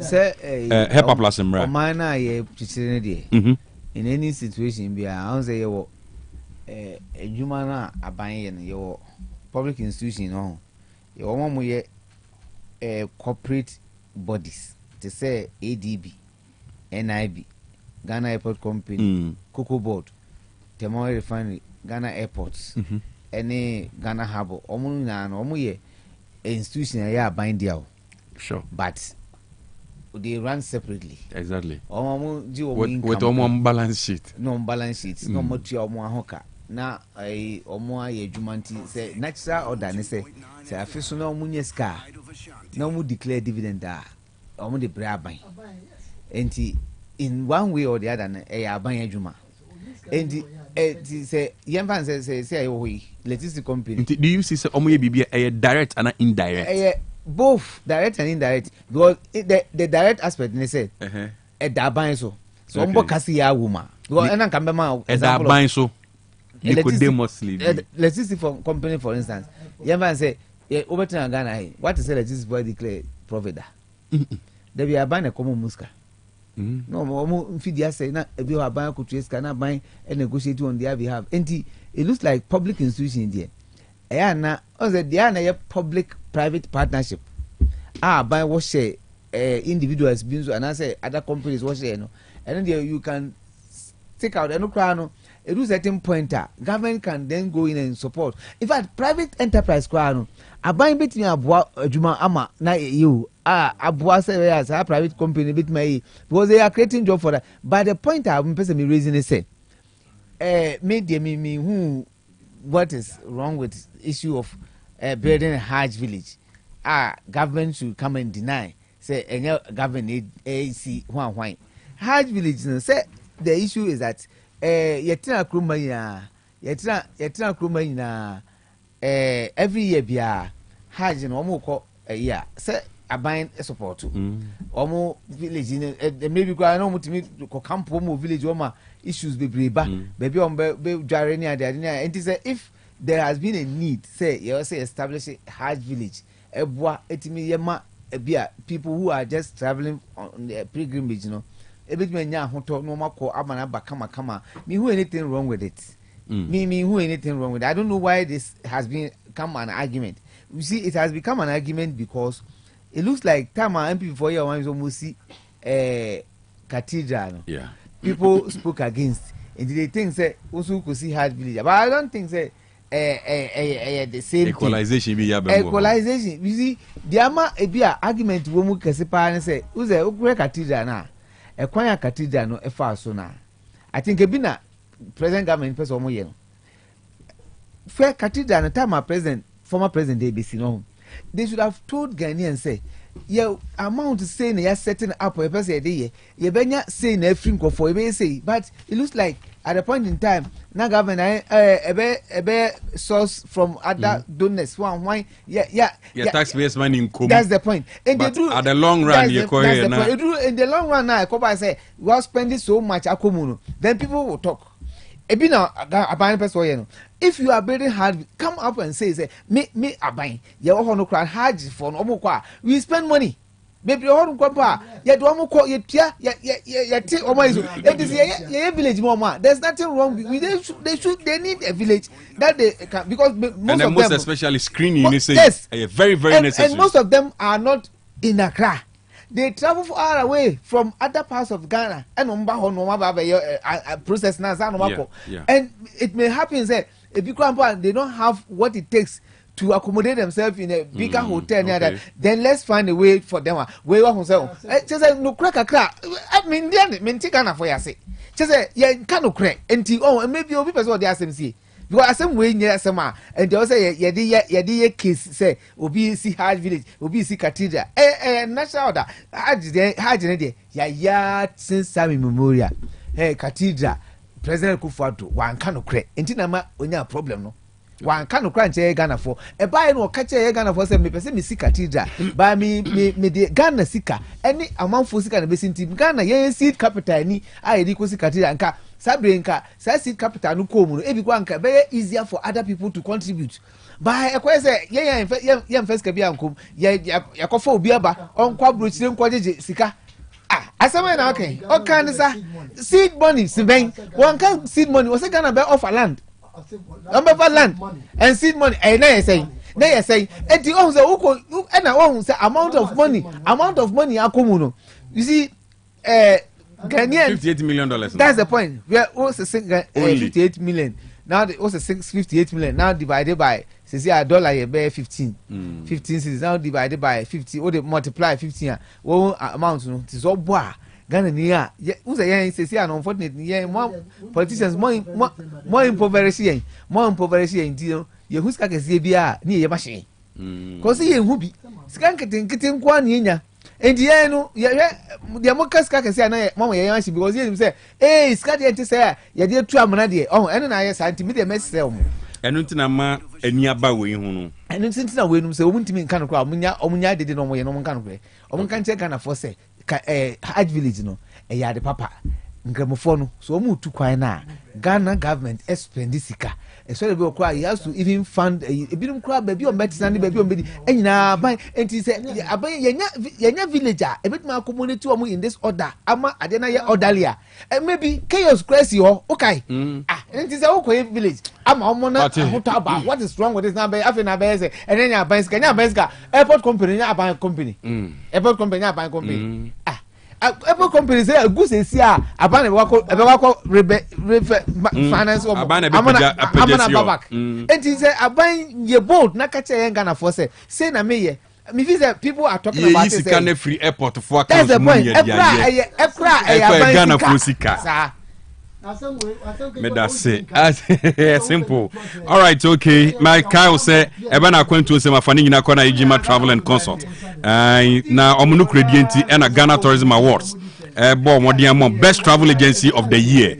Inti akwento mu nsem say visa and passport, birth set, BBBA, the audio copy juma Schengen visa, fani nyina ekodan Ejima Travel and Consult. From 0553944608, 0553944608, and 0547740774, 0547740774, and 0246164636, 0246164636. Ubechimia fre a taxi a telegram star bia on sabe komo kumase no so interest o mo bugis dan no achi udu oboase so Ayak Towers last floor on sa ebeka wonum o memfa ncha kese Emma Dr. Daniel Amponsa aka Ejako Nimo owo Edwase new site sabre onu ho kani aya mami ko nimo sabre o mutie Dwabrem serious edem live den George Opoko Amponsa akosra omo George oye 2024 overall best farmer e o Dwabrem municipal assembly Hepa Plus e wa ha Hepa Plus doctor no e wa nto sinkonwa sei no a eye Hepa Plus Pavi and a plasmos pepa kashi yeah Hepa Plus no pane dey see dance nko na utie OTEC FM a we a simple assignment when say ene benada o na edu benada me kan brebia say this ne announce enyankopon de mai nani mu nyina utumi do but a day friend benada de o yo bema na akofa sekan ekoto ko ho so kodo de a wan hwe akogigin boni o se we nya da bia no se benada ena wo kwa akodo mesre enuro no e wo market ne bo enye den kopa binom na abusua ni nyina so enya apomuden. That's right. When say fasting ni so e sha ase no dodo na sha ase e di adanse last year 2 years 3 years ago na this year no sade adanse na sha ase ba no omo sha ase nche you but Dr. Cash nipa no ahomache no wa pen Hepa Plus Pavi Plasmos e di abase daytime very active very strong we breaking a fast no around the numerous 7 8 no na wa pe Hepa Plus Pavi and a Plasmos wa pe ne kwadubi oyo bema o de atoto akiri oyo ba so atadwi wa pe bi e de gugugu na num fast na warafa hwe e koyie ankasa so fasting wa ye nyankopon honhom wo ne so eduru se oye ne nipa sem so anadwo no so a otumu se oye de se otumi ye and ama enigye aba fasting yemu se uye muslimini na wunya Hepa Plus amisro fasting no wan hwe ya wedie no bebre so sometimes nipa dua na nkasa na moya mu na oye fasting na din but unya Hepa Plus ni bi to twitch any plasmos no yes bibia be kama say cry na sabre fat in time cupboard in peace and we na skin na fresh kama ya say anopa wie na wo kajem so dog utina fie edro na de no mo edro na de no utifie relax na wo nom Hepa Plus Pavi Plasmos kwadu bi ubie fridge na wo di bia to akiri at least eno ane boa se unya binom ya yentum edro ne bo no 20 cedis miensa ubenya miensa ni nyina drugstore bia mu pharmacy bia mu bia no Hepa Plus Pavi and a Plasmos me personal lines ene ye blanda intimidate ma bomoden fra me bi also dog edro menom ne say dog kwadu no me beto akiri say dog hajia ni o na me break fast me pese anka me dia tadwe no menye ne sei me kire wo o dog alaji ni imam ni malamu ni na manom Hepa Plus Pavi Plasmos kodu no menye ne sei me kire wo na opanyi bi kura se dog ye kra de aya ye fast na akodu no ye taedi na wo kan no watwe adwen si so say ye ni kan nom Hepa Plus no ansa na yes o de men kodi kodu na ansa nko say no because kodu wadi a hu no hwe but this time no u break fasting no ano pe Hepa Plus pavi plasmos now the fa kodu bi enum bi fa to akiri bo se sa na unsa bo so your bema o da so ye bema. My personal lines is 0542 77 85 72 0542 77 85 72 and 059 13 67 898 059 13 67 898 oh wa manonia you try brew drebi 0542 807 907 0542 807 907 kai say enu ne ye Hepa Plus pavi and a plasmos ko gibinom oba no we SHS e die ne si na subo ho kwan die ne si na pomden ho kwan tunofo kyerɛkyerɛ sɛ enya se ne ti enye ne yanti ana ne boa no nhyehyɛ no ana se ne menstrual issue nti o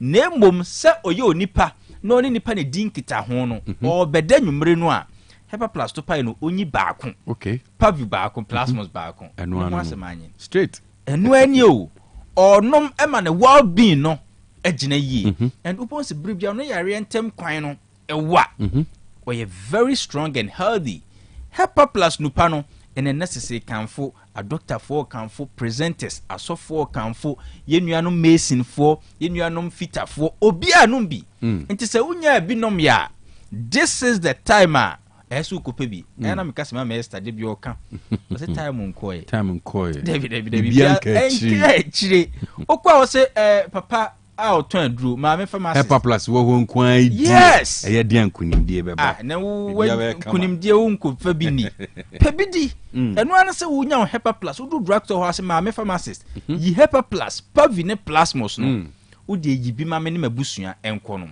as simple as that na eneye brande yi formula ba ko na me de ma etiefo so OTEC de Radio University enti bi basa aha ne ekire okay oyo ba na wutie me unim dase be me bia ye doctor onimo obebo ha ni kunu doctor ne da misrew ene me kire okwan a ukunu betumi a doctor o oba wutie me kope Hepa Plus pavi plasmos sabri ya na ubenya apekwadu kakra faka ho udru fi a sre ukunu se ene yare wan na mfram ye fon na ye yusu ye nsuo ne enuane a ye die nti esese bribia no ye ma ye ho ye den not because ukunu yare o not because how be afna akobu ukunu attention na asen kra ayemre won pep there be o mane hu the essence of building a healthy system the immune system ejina ye ne well-being ejina ye mane hu se ye nuane ne ne ma etwe ye ho ahie nti esese bra no ye ho ye den that's right na ma ukunu kodunum to akiri obon se sa na se ukunu doctor oda obeto ne boase a doctor mo so obema bia ye doctor na nka wo hu se obema akwakoye nursing utumu se bema ye nurse but ma mini dru hospital how so papa doctor oban so a specialist bi kura surgeon kese pa but ma mini dru hospital how from ma nurse because of your ba it tells you so baby aso ye nurse that's right it so your ba na untumi nurse ukunu da obema ne yere so nurse ne da e na aponam de ma Hepa Plus no pani bi okay na atadwe kakra ma oyire mfa bi toto akiri ne di baako oso dog misua adepam onye se wo madam osua adepam no ka kire me say dog moduro ne ye pa she never thought of it say obetumi ahura akotena konkon bia ho da oso dog mani ba me so na me gina konkon bia ho yi oso ono no wahuri atena ponko so Hepa Plus papi plasmos o say ne guy ne bisa nyane kunu ne guy ne bisa ne say na aya wo hwehwehwe ne ma wo fon so na say ya just a we experience elevation abem elevation we left Hepa Plus papi and plasmos and de misrew ben ho kakra ene penada that's right ben ho at least many pedua no so so o uni pedua. My personal line is 0542 77 85 72 0542 77 85 72 and 059 13 67 898 059 13 67 898 Owa manone ebia infections bi eteteo Owa manone sabio atenkasem no nkoye o menses for some time ne empese ebeye o yo obema memedro ne China no bi na wo nonom sabe wedie no enema bi nkoye odware wi na wo ti ho utie me aya na nsan bi agu baabi aya na enema nkoye e wo yafunu mu bibi samfro ho a Hepa plus pavi plus muskope binom. Okay. Amanone form free 0542 0542 807 907 0542 807 907 na o Ghana hadia 0542 77 85 72 0542 77 85 72 and 059 13 67 898 059 13 67 898 898 kai say eye Hepa Plus Pavi and a plus